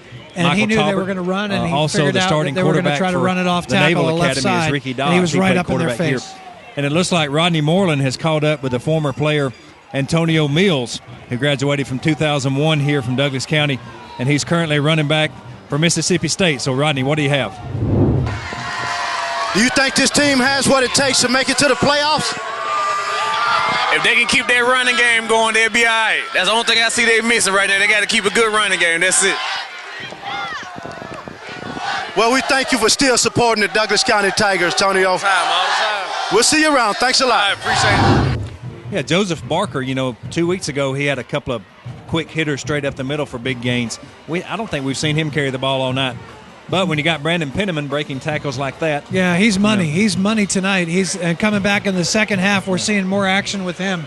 I like what they're doing. But mark it down. I think Joseph Barker here in a second is going to get it right up the middle for a big gainer. because they've got to be keying on Brandon right now. Well, I think even if they are keying in on Brandon, I mean, it just seems that he's too powerful, and you got your guys up front that are really opening up the holes for him. They had a big bust at about 40-plus yards, the first, one of the first plays out, and that's got to be on his mind. And Brandon's, he's hungry to get some yardage. He's got some time. He's got some yards to make up. He missed a little bit of playing time a couple weeks ago. There he goes, straight up the middle. It looks like he's going to go all the way. Brandon Penniman, touchdown, Douglas County. And that's going to feel good for Brandon coming back 100% in a homecoming game. That's a big play. Big running play. Looks like it was just straight up the middle, followed its blockers, and got about 10 yards down the field, and nobody was there, so he that ran to the end zone. Textbook play. And you're absolutely right. When a running back can do that and follow the blockers and be patient behind the blockers and not try to do it on his own, that shows a seasoned player. Looks like Jake LaPointe is going to be the extra point man.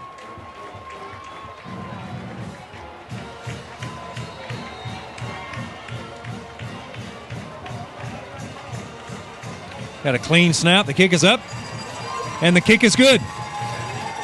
So with 6 minutes and 41 seconds to go in the third quarter, looks like it's going to be Douglas County 17, Alexander Cougars 6. And you said it.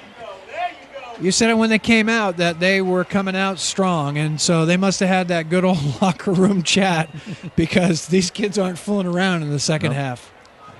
They came out better the second half this week than we saw 2 weeks ago. This is the best that I've seen them play. Yep.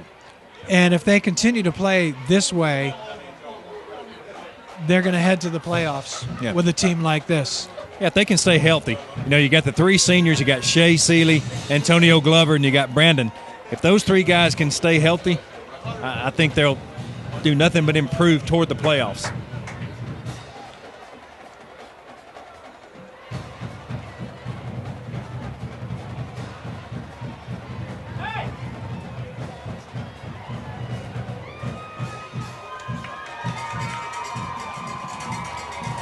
So it looks like Juan Cerna is going to be kicking off for Douglas County.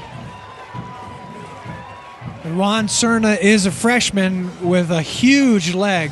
They must love having this guy because, put him in a senior situation, and he's already got the experience of hitting a critical field goal in this particular game. Yeah. Huge, 47-yarder. Man, when this kid, moves on through the years here in high school, he's going to have himself a nice little career. It's like it's going to be John Robinson again, taking some punishment about the same place he did last time on the kickoff. So, well, Robinson had no place to go because Glover, he's got the speed and he knows how to tackle. I haven't seen a guy like that with that much speed who knows how to wrap up a guy.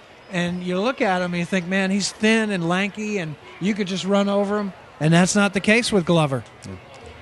You think about Douglas County's defense. We call a game sloppy because there's not a lot of points put on the board.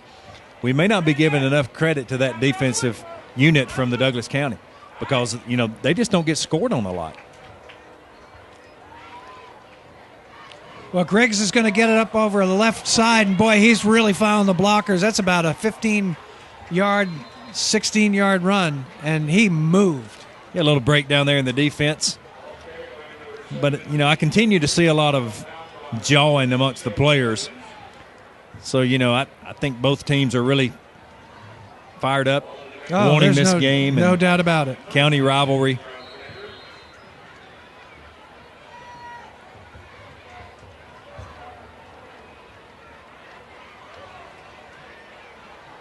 Alexander flip-flops again from shotgun to under the center with Griggs. So looks like straight up the middle again. Well, he's getting some good yardage now.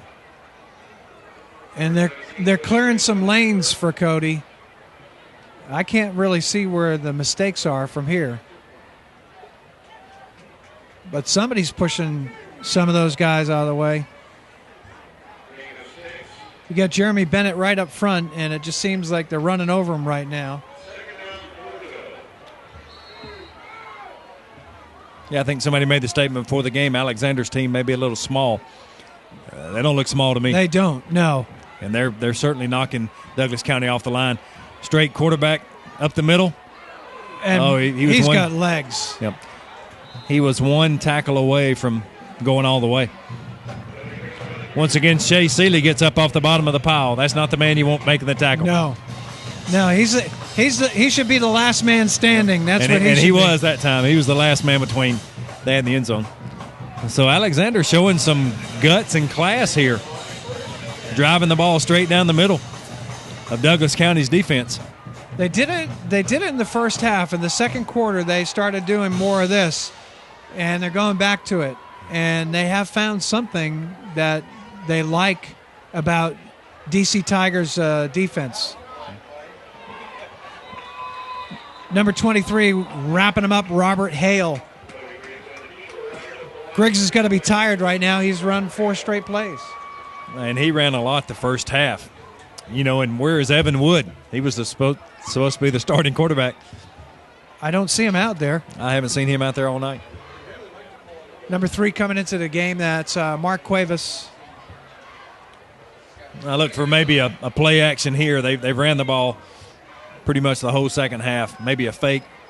Try to find a receiver open down the sidelines. I think they're going to give it to Cuevas. Ooh. And there's Seeley again. And that was the only thing stopping Cuevas from a touchdown. Yep. Mark Cuevas, just a dive play.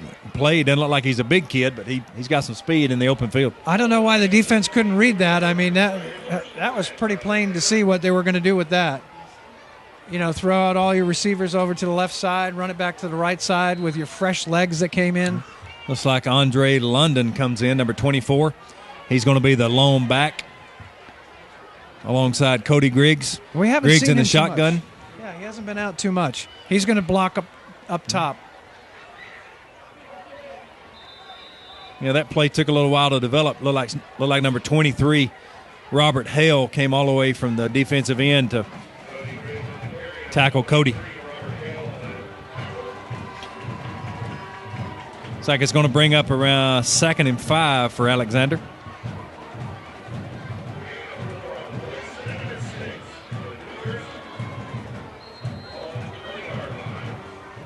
It's only a 17-6 game, and with a drive like this, it puts them right back in the ball game. Absolutely. Get some points on the board here.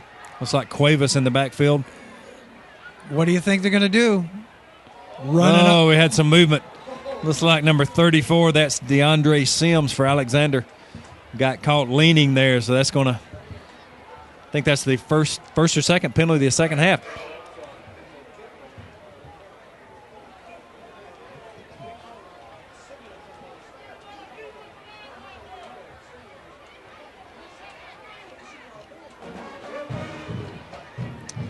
Josh Stone comes in. Number 34, DeAndre Sims goes out. And Alexander sets up with Cody Griggs in the backfield. Yeah, keep an eye on number 8 here, John Robinson. He's their go-to guy. They're going to try to slip in a pass play here. It will go to him. They'll take a timeout first. It's like Coach Matt Combs calls the first timeout of the second half for Alexander. Well, I like the way they're moving the ball, though. Alexander's done a nice job on the defense. And just when we were talking about we're not giving DC Tigers enough credit on the defense, it looks like Alexander's found some kind of hole in their defensive pattern. Yeah, we talk about Douglas County running that smash mouth football. It looks like Alexander's taking a page out of their book here, and it does. Pretty effective. It is. Yeah. It looks like the Tigers playing the Tigers. Yep. Kind of scaring me, man. I'm just proud to see both teams healthy. I know it was a huge loss for Alexander for Dempsey to get hurt early in the season, but they got their running back. They got him back. And, of course, Brandon, he certainly made his mark tonight. It's a little different team with Brandon in the backfield, I think. It is. Oh, absolutely. Without a doubt, Brandon's been the legs for the team. And he's got to be excited about this touchdown that put them ahead 17-6. I bet you he can't wait to get back out on the field again. Yeah. And I think he's probably close to his 100-yard game for tonight. Easily. I think he did that after a couple of runs, to be honest with you. Yeah. He had a good 40-yarder. And It's like a little rollout by Cody. Nice job. Rushing number 7's after him. He gets loose. Throws it to the end zone. And almost intercepted. Almost intercepted by Antonio Glover. It just hit Antonio's pads. Couldn't wrap his arms around it. That was a bad throw. Cody tried to stuff that in there, and he had a defender all over his wide receiver. Yeah, he went to John Robinson, their leading receiver on the team, and Antonio Glover kind of stepped in front of him and made a great defensive play. And number 77, Jeff Owens from Alexander, the Cougars, gets a little hurt on that, kind of limps off the field. And he's been pretty crucial on the front line, offensive line, making some room for Cody. Yeah, Cody did get around the outside that time. I don't know what happened to the containment, but that's a scary proposition because he is a good runner. Oh, he's a great runner. Little running back converted to quarterback here, so. And what he should have done on that is probably just held on to the ball. Yeah, could have picked up 10 yards by keeping it. At least. We got one-on-one down here on the left side, and they're going to throw it toward the end zone. Oh, they're slipping underneath. Dump over the pass. Dump over the middle. Mark Cuevas, I'm sorry. Shea Seeley again up on the play, and in that mix for the tackle, there are a couple of DC Tigers in on that tackle, but, man, Seeley is all over the field tonight. One thing you notice about Douglas County's defensive line, their numbers are 6, 7, and 12. You don't see that a lot for big defensive linemen 6, to have low 7, numbers. 12. Yeah, usually running backs with 6, 7, and a quarterback with 12. Well, they got a first down. I think they can get a first down without scoring. Oh, big hit after about a gain of 5 yards. Let's see who made that hit. And that's exactly right. They can get a first down without a score, but they're looking at a score right now. That's all that's in their mind. Yeah. Looks like a number 25, LaCurtis Campbell, a junior linebacker for Douglas County, really put a hit on number 3 there. Looks like a 2nd and 4 for Alexander.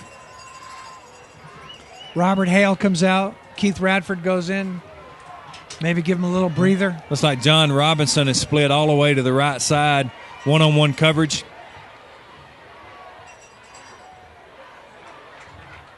I'll tell you, DC Tigers are tough. When it gets down inside the 10-yard line, defense is tough. They can hold this team. And they're going to have to do something here where maybe they split some of the receivers wide out, and then run off tackle. That's been very effective for Alexander Cougars. Yep, looks like 77 Jeff Owens comes back into the game. He's crucial to that offensive line. It's like a big guard or tackle maybe. It's like it's going to be 3rd and 2. They can pick up a first down without scoring. Well, Jeff's the center, so that is crucial, and it was, not a good thing that he was out the last couple of plays. Fake. Oh, batted it down. And almost intercepted. Almost intercepted by Brandon Jackson, defensive end, senior for Douglas County. I don't know exactly who got a hand on it.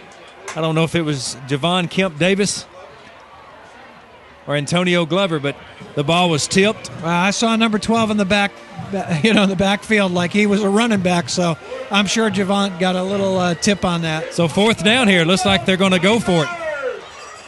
We got Cody underneath the center. Number 45, Andrew Evans, is going to be the fullback. Well, they're going to run this off the right tackle. That's what they're looking like they're setting up to do. But no, they didn't. They ran it right up the middle, trying to get that first down. Quarterback sneak, and he may have the first down. And he may have a touchdown. And he does have a touchdown. Touchdown. That's determination right there. That was shared determination. Just a quarterback keeper straight up the middle. Got about 10 guys around him and just moved the pile for about 4 yards for a touchdown. Man, that was amazing on each side. I mean, it was just like a tug of war. But I think the lineman came out on that one where they pushed Cody over the goal line. Yep, looks like Alexander had some trouble getting the play in, so they're going to call their second timeout. Wow, you got to wonder how that's going to affect it in this second half. They're probably going to need a timeout a little bit later on. Yeah, you hate to waste one there, that's for sure. Especially on this, especially after scoring.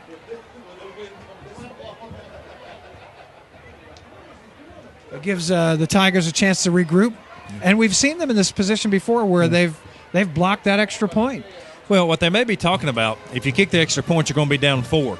You've got to have a touchdown anyway. If you go for 2 here, it gets you within 3. Yeah. And then all it takes is a field goal to tie the game. So they may be making the decision to go for 2. I think I would at this point of the game. Why not? I don't think it's going to hurt them because if you kick it, you're going to get to 4, and that's no good. Yeah. I think they're going to go for it. They certainly are. Cody Griggs is back. Yeah, so heads-up play by the Alexander coaching staff to realize that before they kicked it. Absolutely. That's why they make the big bucks. Well, and maybe that was worth that timeout right here because this could turn the game around and put you within 3. Yeah. So we'll see. It wouldn't shock me if Cody Griggs goes straight up the middle once again. I'm thinking they're going to go to one of their backs. Oh, it's a pass, and that faked us all out. Oh, overthrew him. That's a good call, though. I mean, it's you expect Cody Griggs to go up the middle or one of the backs to go off tackle. Yep. That was a heads-up call by the Alexander coaching staff to realize that. It didn't work out for him, but you know what? You had to make a touchdown anyway. Kimbert Fry was open, and Cody Griggs just kind of threw it, lofted it to the to the end zone, threw it over his head, but that could have gone either way. The play developed. The only thing that didn't happen was Cody overthrew him. I think unfortunately, with Cody being a running back converted to a quarterback, it's just tough to make those throws. He was rolling out to the left side. He had Rush coming at him. It's just hard to convert a running back to a quarterback in 2 weeks. And we'll see maybe throughout the season he may grow into that and calm down a little bit. But he hasn't thrown any interceptions, so I'm kind of impressed with that. Dempsey Abernathy's on the sidelines just wanting to get in this game. He was a captain there at the beginning of the game. He's a senior. He would suit it up if they'd let him, I'm sure.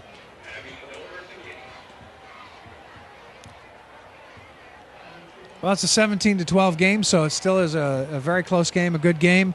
We're going to probably see them do a lot of running like they did earlier in the last series of plays. Tigers are back to get the kick. It's Seeley. Jay Seeley. Nice move to the outside by Seeley. Yep. He's got to break one. That kid's fast. Good run back. Oh, man. And I think the ball got loose. Seeley's coming up. Does he have the ball? I think he was down. He was just trying to get a couple extra yards.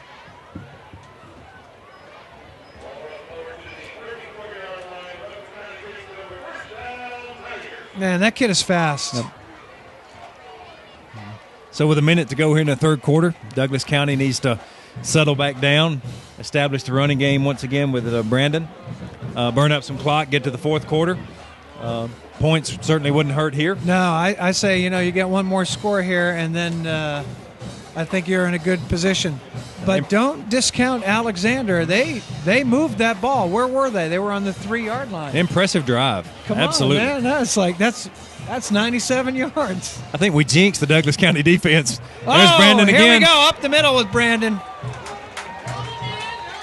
A little 16-yard straight up the middle for Brandon. Josh Doan saved a touchdown. They just need to keep doing this. Well, when number 18 gets into space, he's a different runner than the first 10 yards. Agreed. If you can get him in the middle of a couple of guys to make a couple of moves, he really shows his speed. Looks like they're going to spot it about the 49-yard line. Well, you got Barker up there clearing the way, too. So, give him credit. He's putting on some serious blocks tonight. Great run, 10 yards. And I saw Barker on that play take out 2 guys. He got done with one, went to the next guy to clear the way.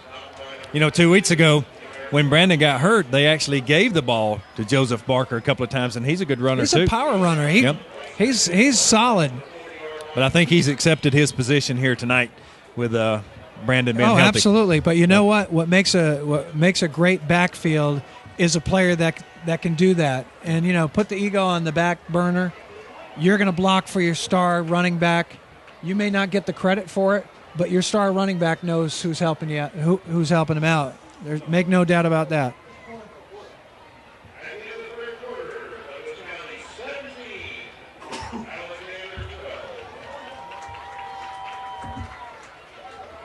Looks like that's going to do it for the third quarter.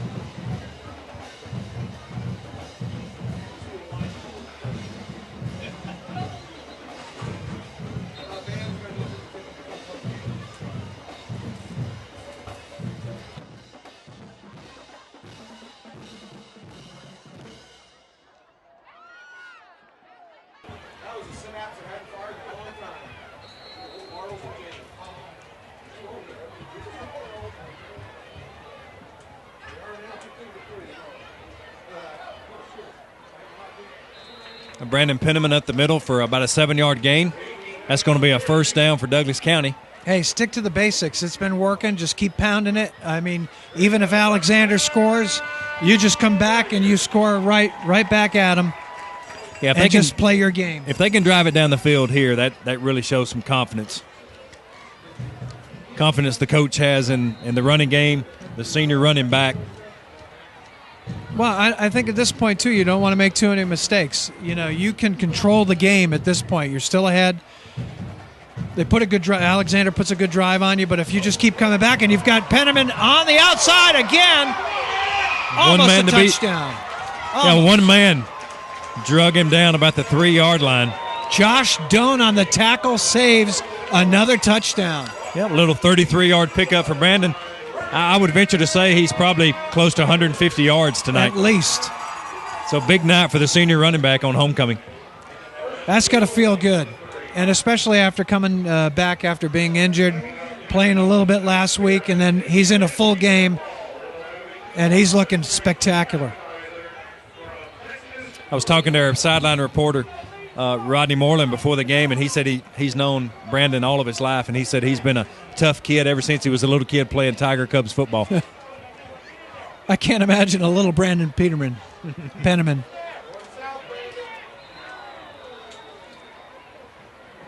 Tried the right side there. Looks like the Alexander defense kind of caught up with Brandon. Well, I think after a great big run like that, they wanted to give Brandon an opportunity to get a touchdown. Yep. I say fake him out and put Barker up there now. Yeah, they're going to go to that fullback. Yeah. So at some point tonight, and it's going to fool everybody. They're gonna have to pound it with him. I think Barker's got he's got the juice to go right up the left side of this Alexander defense. Well, he was a workhorse 2 weeks ago. And there they go with Barker. There you go. And there's a touchdown. Yep. Boy, I'll tell you, that coach is smart, isn't he? Well, I think even me and you called that one, so. Well, you run Brandon about 3 times. You got to give him a rest at one point. Well, you know, good for Joseph Barker. I mean, he's been the lead blocker for Brandon all night long, which is, no glory. No. And so the coach says, hey, we'll throw you a bone here and give you a touchdown. Homecoming game and a touchdown for Barker, who works real hard. Good job. The point for the extra point. And it's good.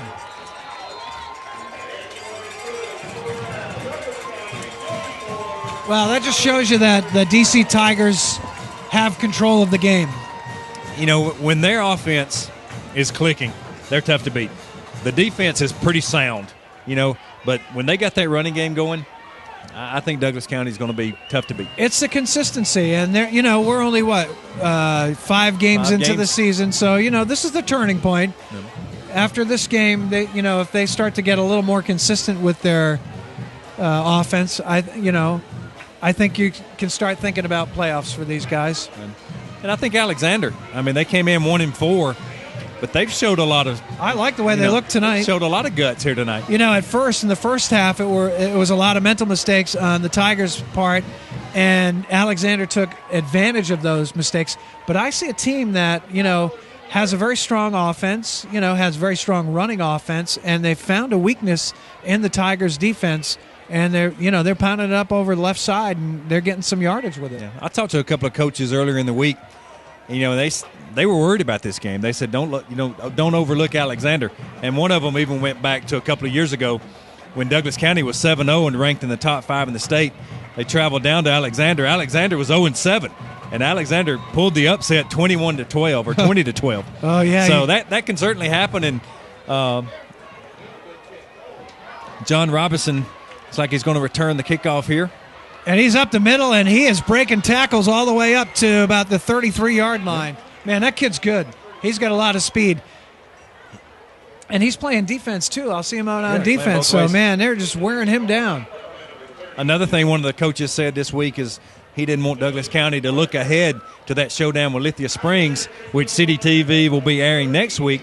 We'll actually go on the road, so we'll have some new quarters up in the press box. But it's one thing you have to always look at is a team going to overlook a lesser opponent looking ahead to the game next week? Sure, and then it slips through your hands. Yep. Now, they have to take this team seriously, and this team is taking this game seriously. The Cougars are not out of it yet. And it looks like they have the desire to win this game. We're in the fourth quarter. We still have 10 minutes to go. Got a player down. Player down. Is it Greg? I think that's the center again, 77. Man, he's had a tough night tonight. It's like Jeff Owens. That's the second time he's been down. He's taking a pounding up front. So you're right. That defense is working him hard. No. Number two. Looks like Nathan DeTore. Tight end. He's up and he's off now. He's good. Got a little shaken up. I think Alexander's offense is a little predictable. You've got Cody Griggs back there. He throws it once every 20 runs. A lot of quarterback keepers. I think the Douglas County defense now are just saying, we're going to stack it up in the middle and that's stop what they're it doing. because that's all they ran all night. But look at Griggs. But I will say, he is a gutsy runner. He is. He's incredible. Man, he can move a mountain. That kid is, he's got legs.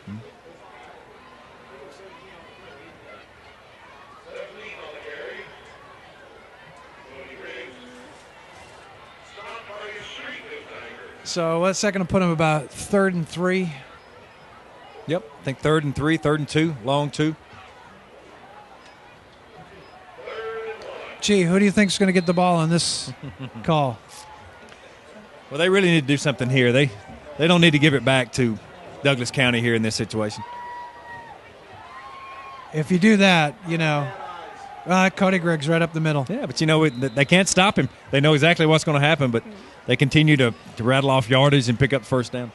Well, they've got to do more than this. Alexander's got 8 minutes and 59 seconds, and they may make a good drive down the field like they did to get that last score, but time's going to run up against them. So you've got to do some passing, even though you're not a passing offense. You've got to get some passes to your wide receivers, to your tight ends. You got to make some yardage real quick. And I don't know if that's a position you want to put a ex-running back in to have to spread out the offense and kind of cut them up down the middle. I don't think he has the ability to do that. Loose handoff. That was Mark Cuevas up the middle. He's had a good game. Yeah, he is. He's a solid player. He's real good. I don't understand why they're not using him a little bit more. He's got a lot of speed, but he's also powerful.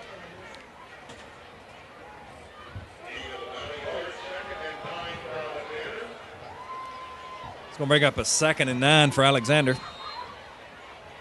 That's a long 9. That's a very long 9. Looks like their offense has kind of bogged down here in the fourth quarter. Well, you're going to get tired at some point. You keep running like that. We'll pick up about 4 or 5 yards on that. Yeah, just a straight snap once again to Cody Griggs. Just follows the center right up the middle. I think if you're the Tigers, you like this because the clock's just going to run down, and you just got to keep them out of the end zone. Yep, I think you're right.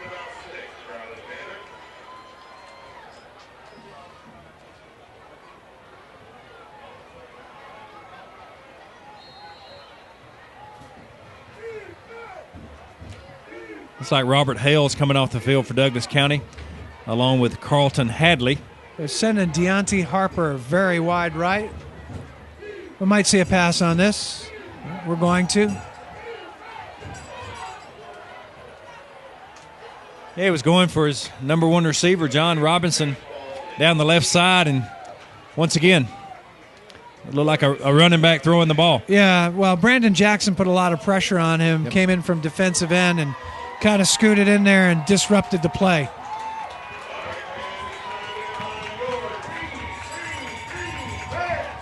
And with fourth down and a few to go here, they're going to go for it. I guess you really don't have a choice where there's about 7 minutes left in the game. No, and you don't have a choice, but you don't have a lot of choices on your offensive play selection. I mean, they're going to put Cody Griggs in a bad position to throw the ball. I don't think they'll throw it. I think he'll continue to run it. Well, I think they're going to give this like an option. It looks a nice setup there. Oh, my goodness. Number 6, Josh Stone comes down with it. Breakdown in coverage. Looked like number 33, Jake LaPointe, was supposed to be covering on that play and just... A little blown coverage on that, absolutely. Was that Josh was wide open. Josh Stone, yeah, number 6. All he had to do was go up like he did and just grab it and bring it in. Yep. Well, Cody Griggs looked pretty good passing the ball that time. Well, because they ran it out to the right-hand side. They had a little trouble on the left-hand side last time. They had defensive end that came in for DC Tigers. They said, all right, let's roll it out. He is a running back. It gives him the option to run it if he needed to. Very back good to play Griggs call. Off the left side. Looks like Douglas County stops the initial pile. But it seems like the pile with Alexander kind of gets pushed 3 more yards when they all get in there. So got it all the way down to the 13-yard line. One big pass play has been the difference in this drive. Yep, absolutely. And, with 6:35 on the clock, if they make a defensive play, and at this point, I don't think their defense is strong enough to hold the Tigers back. You might see an onside kick if they get a score here. Looks like Douglas County is going to call a timeout and kind of give their defense a breather here. They've been on the field for a couple of minutes here in the fourth quarter. Smart call by Coach. Give them a chance to regroup after a big play like that. Yep.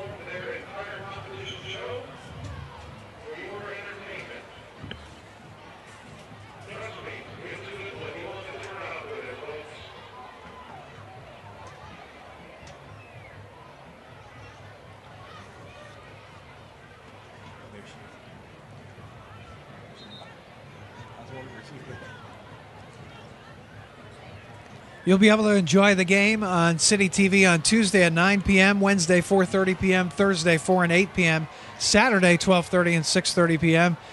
You can check it out on Comcast Digital 22, Tributary 98, and also on the web at mycitytv.com. That's CITI TV.com. It's like a 2nd and 5 for Alexander. Cody Griggs, quarterback position, just takes it off the left side. Looks like Douglas County stopped him that time.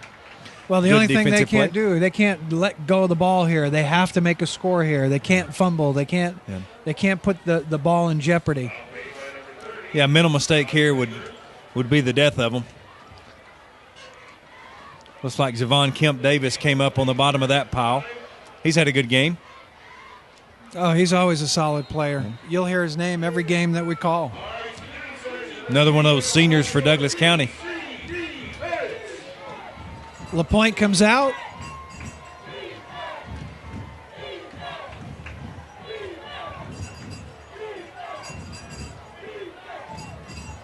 Same play. Looks like Cody Griggs saw a little opening on the left side and was able to get close to the first down. I don't think it will be a first down, but I think they'll go for it on 4th down. Looks like they're going to maybe call timeout and measure. Oh, yep, they'll measure it. It's kind of close. First down, Alexander. Well, that's a pretty good play, and a needed first down for Alexander at this point.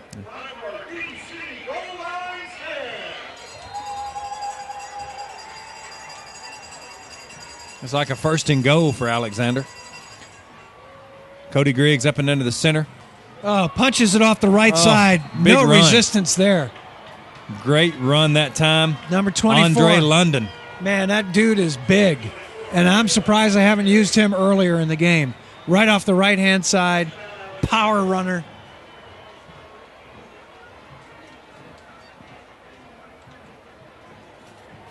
It's a little tougher when you're on the field and you're the defense and you try to read something like that. But sitting up here, man, you could just the way they set it up, you could just tell they were going to run it with the big dude right off the right-hand side. I mean, looks like number 77, Jeff Owens, and I believe 67, James Liebrand is the offensive tackle on that side, and those two real big guys.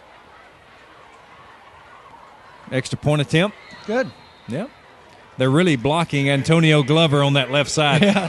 They're not giving him a chance to come in and block any extra points or field Somebody goals. saw some film, didn't they? Yep. Because he's fast and he can get in there, and he's a game changer with that when he can block a point or two. So, neither county rivals, whether it be Chapel Hill or Alexander, have gone away easy here at Douglas County's home field. I mean, they have hung in the game all the way to the fourth quarter. It's a tight game. You're up 24-19. You're the coach. You got 5 minutes left to play. What are you telling your players on the sideline right now? What's Coach talking about? Well, I think they're probably discussing here whether or not they might try an onside kick. Probably be a smart play for Alexander to do. The kicker hadn't really kicked it deep all night long, so you're not going to lose a lot of yardage, and you might have a chance to come up with the ball. Might be a good call. If you're the DC Tigers and you get the ball and you hang on to it, you just have to wear that clock down. Yeah, and they certainly have the offense to do it. They do.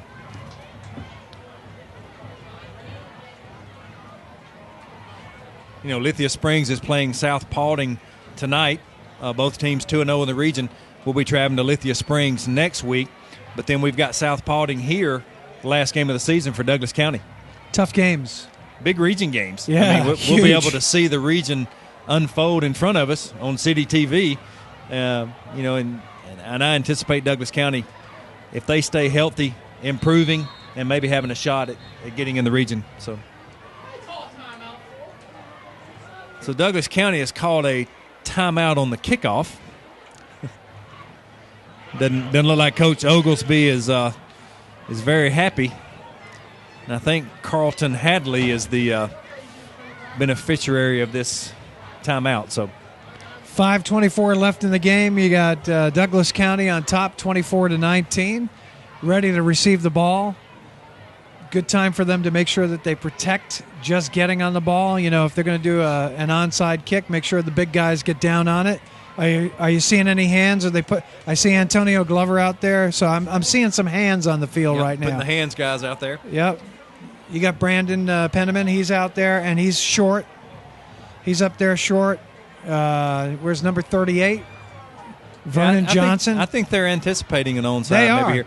Oh, they are. Look and at Shea Seeley is really deep. I mean, I'd like to see him come up and try to catch this. I haven't seen the kicker kick it past the 20-yard line the whole game. You've got all your running backs up short, ready for this onside kick. They're planning on an onside kick. At least the DC Tigers are. They're waiting for it. Yeah.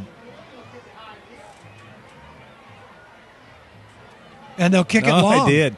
And it's the longest he's kicked it all night long. Shea backs up, gets it, takes a few steps. He's got that an opening. field well. He read it well. Shea's around the job. left side, cuts it back across the middle, and up to the 45-yard line. Excellent kickoff return for Shea Seeley. He's in Alexander Cougar territory at the 45-yard line. Yeah. He read that so well. Yeah, we got to give him some respect. We can't use that nickname anymore for him. He's a player. Shoes. I'm calling him Shoes, baby. Shoes or nail. He never comes off the field. No, man. Him or Antonio Glover, either one. No, he's off the field now. They took him off. They said, "Man, good job, nice run." Nice run. He was a patient runner.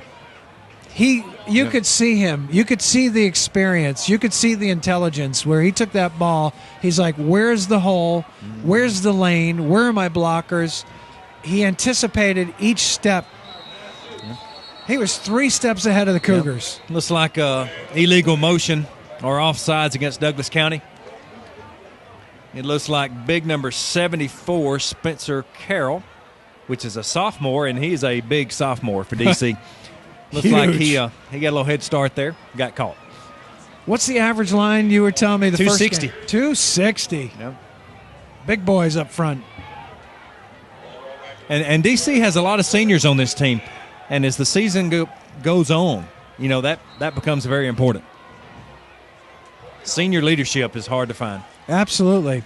But does that leave them in a good situation for next year? Well, they're playing a lot of sophomores tonight as well as seniors.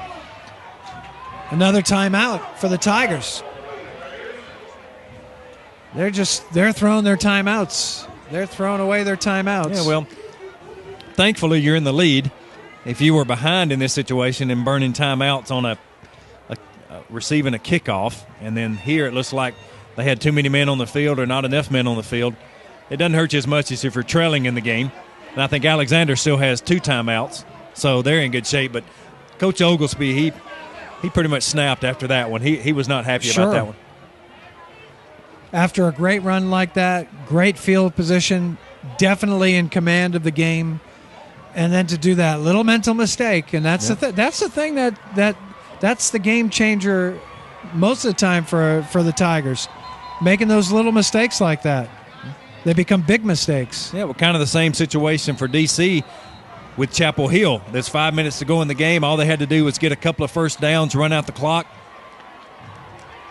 Brandon Pettiman gets about 12 yards back on that. So nice. And in the Chapel Hill game, on second down, they fumble and give it back to Chapel Hill and give them another chance to win that ball game. Sure. Well, here you just need to be careful. You're on the 40-yard line. You're on the 39-yard line of the Cougars. You just keep pounding it up, and I wasting think the clock. With Brandon in there, I think he has a little more sure hands than the running backs that were having to play in his place when he was injured. So I think they're a little more confident holding on the ball with Brandon in there. So. And how about Darius Anderson, the center, man? He's just moving people up in the middle, too. Looks like John Willis coming around the left side, and I think he picked up a first down. He sure did.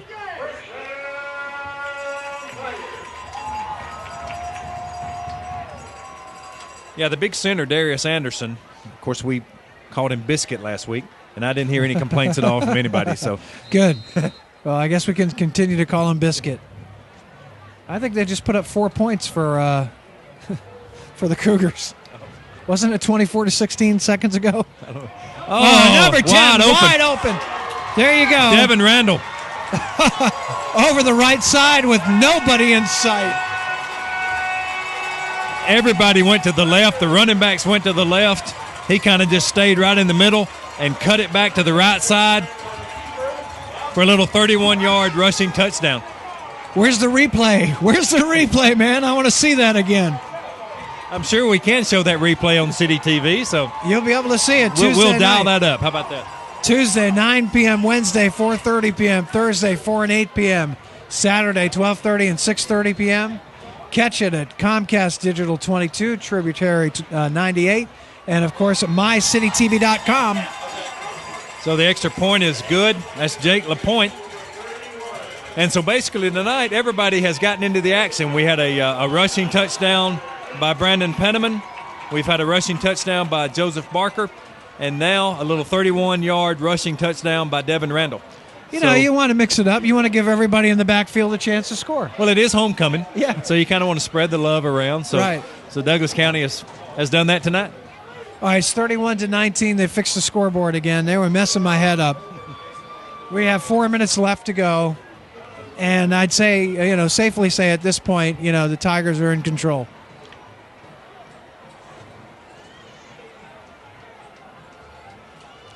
I think Douglas County has showed a lot more poise. They got rid of the mental mistakes. It just seems like they come out nervous in the first quarter. They do the mental mistakes. They do some crazy, stupid penalties. But as the game moves on, they settle down. And it seems like they settled down tonight faster than they did or quicker than they did against Chapel Hill. I think so. I mean, and Coach has been on them for it.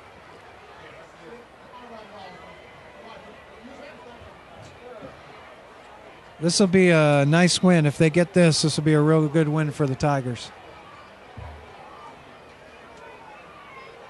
Kickoff number 34 for Alexander. Picks it up. Goes straight up the middle. Whoo, he's got power. Strong. Yeah. He's got power. That's DeAndre Sims, one of their running backs. We didn't really see him carry the ball at all tonight. We didn't see a lot of people carry the ball for Alexander except for Cody Griggs. And like you had mentioned before, that was so predictable that the Tigers could key in on Cody. If you mix it up with your running backs, and you've seen that they've got powerful running backs on the Cougars, why not let some of those guys have the ball? Yeah. And, in Cody Griggs, he's done an outstanding job tonight. You have to wonder if Dempsey Abernathy was in there and it gave them the ability to throw the ball. I'm not saying he hadn't done a great job. Sure. He has. But if they had the ability to throw the ball more, mix it up a little bit, I think this Alexander team would be a really good team. I think so, too. I think you're absolutely right. And to lose your quarterback to a broken leg early in the season and then have to rely on everything with Cody Griggs, that's a lot for a young man to handle.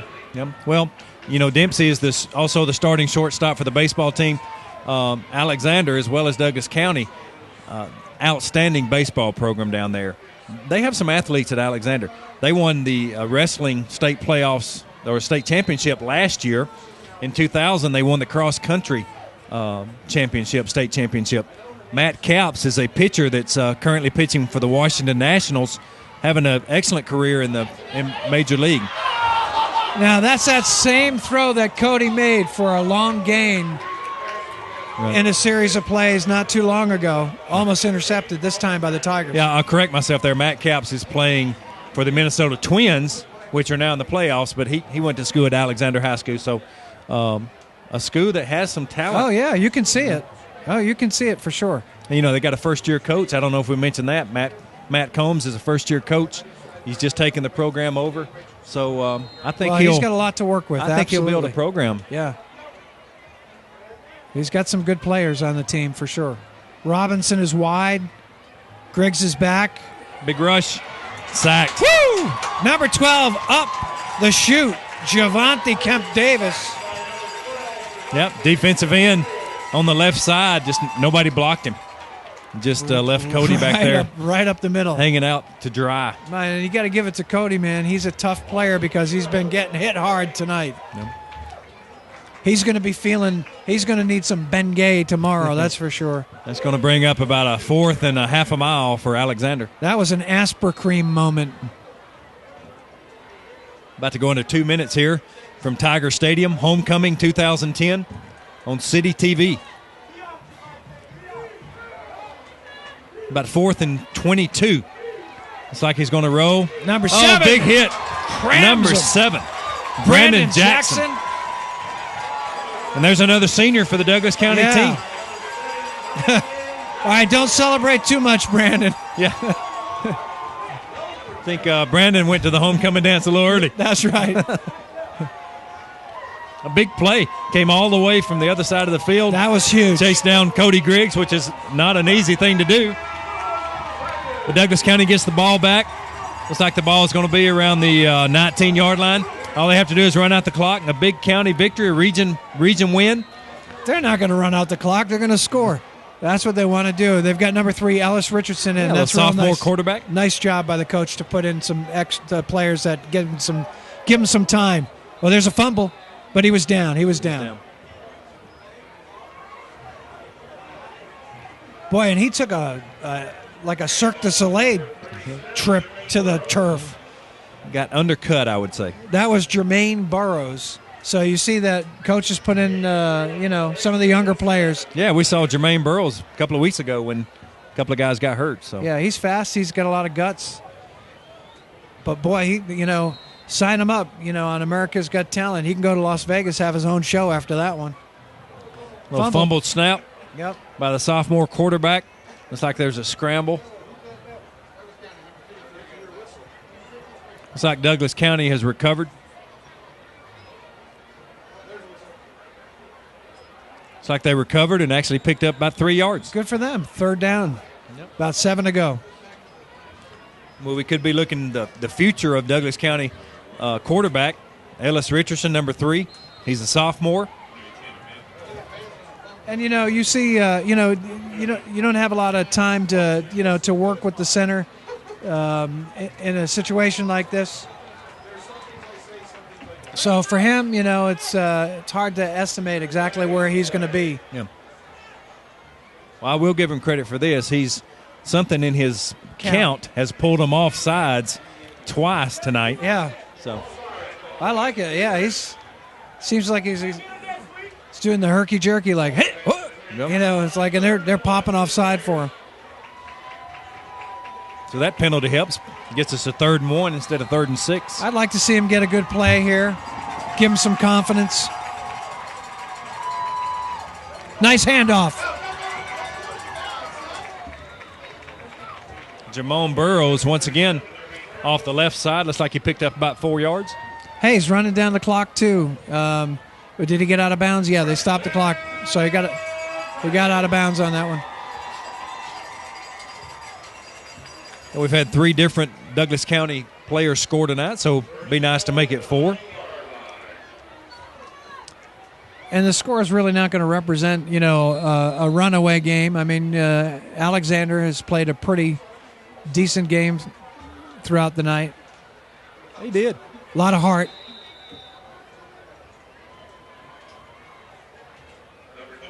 I mean, those kids came fired up on both sides at the beginning of the second half. They came out fired up. I think Alexander threw the record book to the side tonight, and said, hey, we're 1-4, but this will be a big win. And yeah, I thought they played their hearts out. They sure did. You'll see Andrew Evans in on a lot of tackles. He's still out there. Boy, he's been working hard all night long. Oh. It's like a little confusion in the backfield. Well, Jermaine Burrows, he wants to take a couple of those hits. He wants to feel what a senior hit feels like, right? Yep. He's probably saying, come on, give me a little block and get me around the end. Yep. Well, looks like that's going to do it tonight. They're going to try to throw the Gatorade on Coach Oglesby. I don't know if that's a good idea or not, but it was successful. Cold. That's cold. Yep. So Douglas County goes to 3-3. They improve in the region with a region win.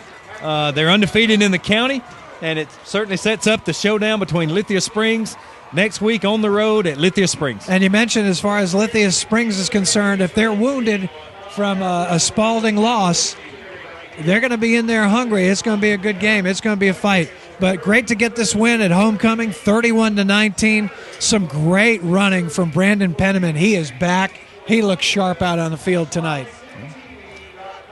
Well, Douglas County's 2-0 in City TV, so that may be a good luck charm for them. That's right. I hadn't signed up for a full-time position, but if they keep winning, then we may get it. Absolutely.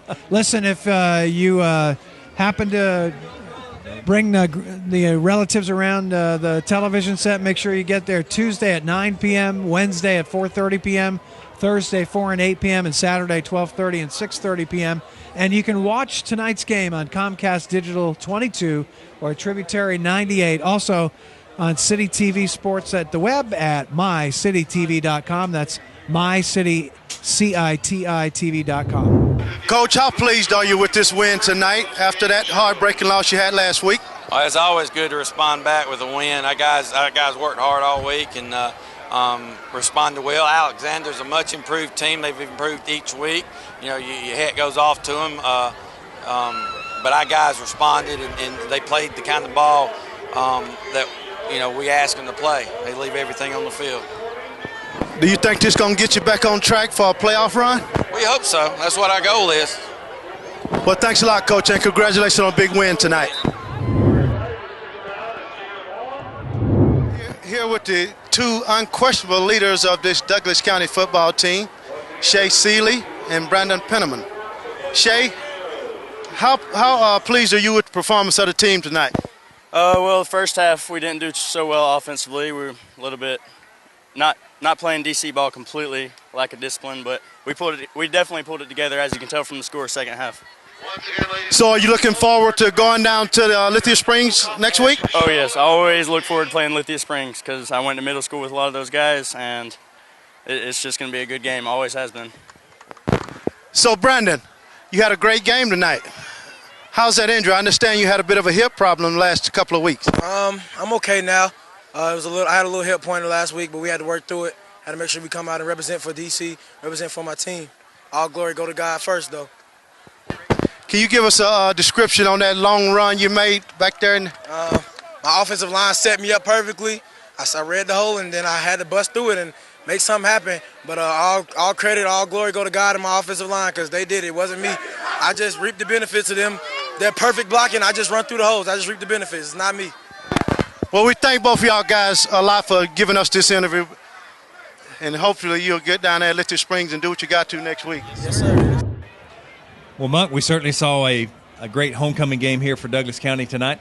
What jumped out at you as far as tonight's game? Well, you know, when the Tigers are out on the field and they're sticking to their game plan and they're doing their running and they've got Brandon Penniman up to speed and healthy, they just need to key on keeping him healthy and keeping him with the ball. And I got to tell you that Barker, he was awesome where he was blocking for Penniman, and Penniman got a lot of yardage because of Barker's hard work out there. Yeah, I think Douglas County's team, they're led by their seniors. Antonio Glover, Brandon Penniman, Barker, he's a junior. But, you know, they've got some senior leadership, and when those guys are healthy, they play a lot better. You know, they don't make the mental mistakes. It seems like those guys kind of keep the team together. Shea Seeley had a couple of big plays tonight. He's a senior. And then, of course, on defense, I mean, Antonio Glover, he plays on defense also. It just seems like the senior leadership of the team really makes them gel. Well, what I liked about this game, too, for the Tigers was they didn't actually take this lightly. They took Alexander as a fierce competitor, and Alexander put on a good show and a tough-fought, game tonight. So when DC looks at their opponents, they look at them one at a time, and like you had mentioned before, don't look too far ahead, and then that keeps them in the game. That keeps them on the right track. 3-3 now, so looking pretty good. Yeah, well, I think that's John Oglesby. You know, that's the coach's responsibility. Keep them grounded, not let them look ahead to extra games or later games. It would have been easy tonight to look ahead to the big showdown between Lithia Springs, which will air next week. But they didn't. They stayed composed. They came out a little nervous in the first quarter. Seemed like they settled down, like we said earlier, a lot faster than they did against Chapel Hill. They got into their rhythm. They got into their game plan.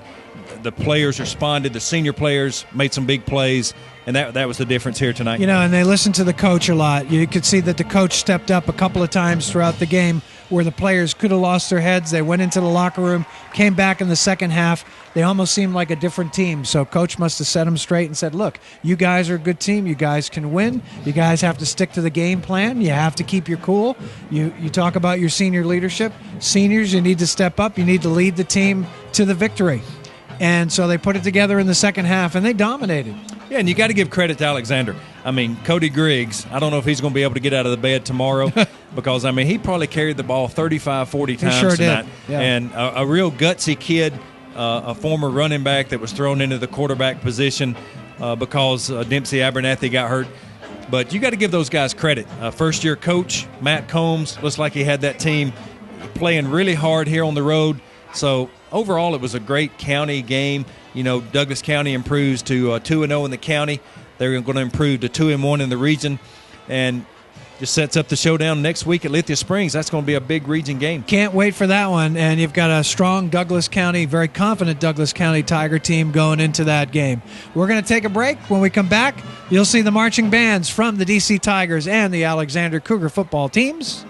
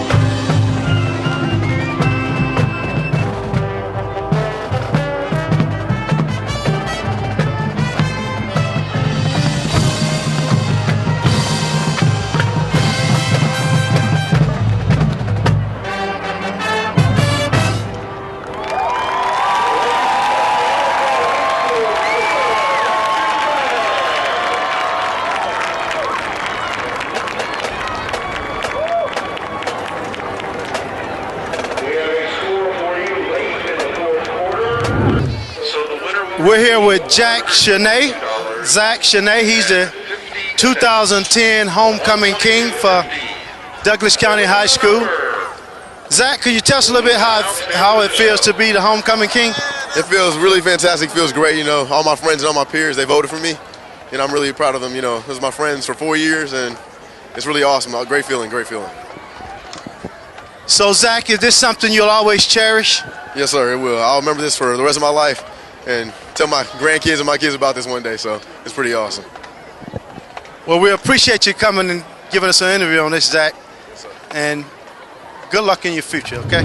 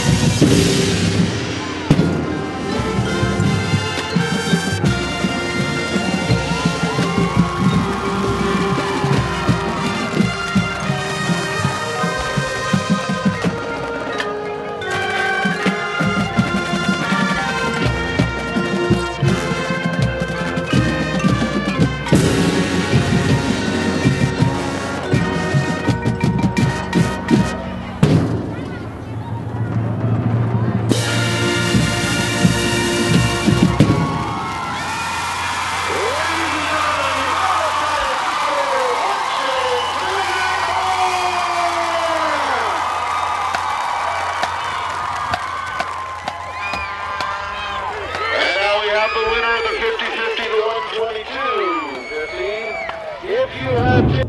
A successful night for the Tigers and a great homecoming. Bennett Oliver, nice job by the Tigers tonight. They did play very well. First half was a little shaky for them, as usual, but they settled down, dominated the game as far as the running game. Brandon Pettiman probably had over 150 yards, and that was the key to tonight's game. Oh, and this is the setup to Lithia Springs because they lost to Paulding, or at least when we were looking at the score, they were losing, and it looks like it's going to be a showdown between these two teams next week. It'll be a great game next week at Lithia Springs. We'll get to go on the road with the City TV broadcast. Both teams 2-1 in the region, both teams 2-0 in the county. So a big showdown next week in Lithia Springs. Rodney had the easy job tonight. He was down on the field, homecoming queen, king, ex-players, food, It's not as easy as it sounds. But I think Brandon Pettiman is over whatever problems he had with his leg. But a great performance tonight, and I think those guys are going to go down there and give Lithia Springs all they can handle. I think a healthy Douglas County team, I think they'll make the playoffs. Very impressive tonight. So that's going to wrap things up here from Tiger Stadium tonight. Douglas County was victorious 31-19 over Alexander. For Rodney Moreland, Jonathan Monk, I'm Bennett Oliver. Look forward to seeing you next week.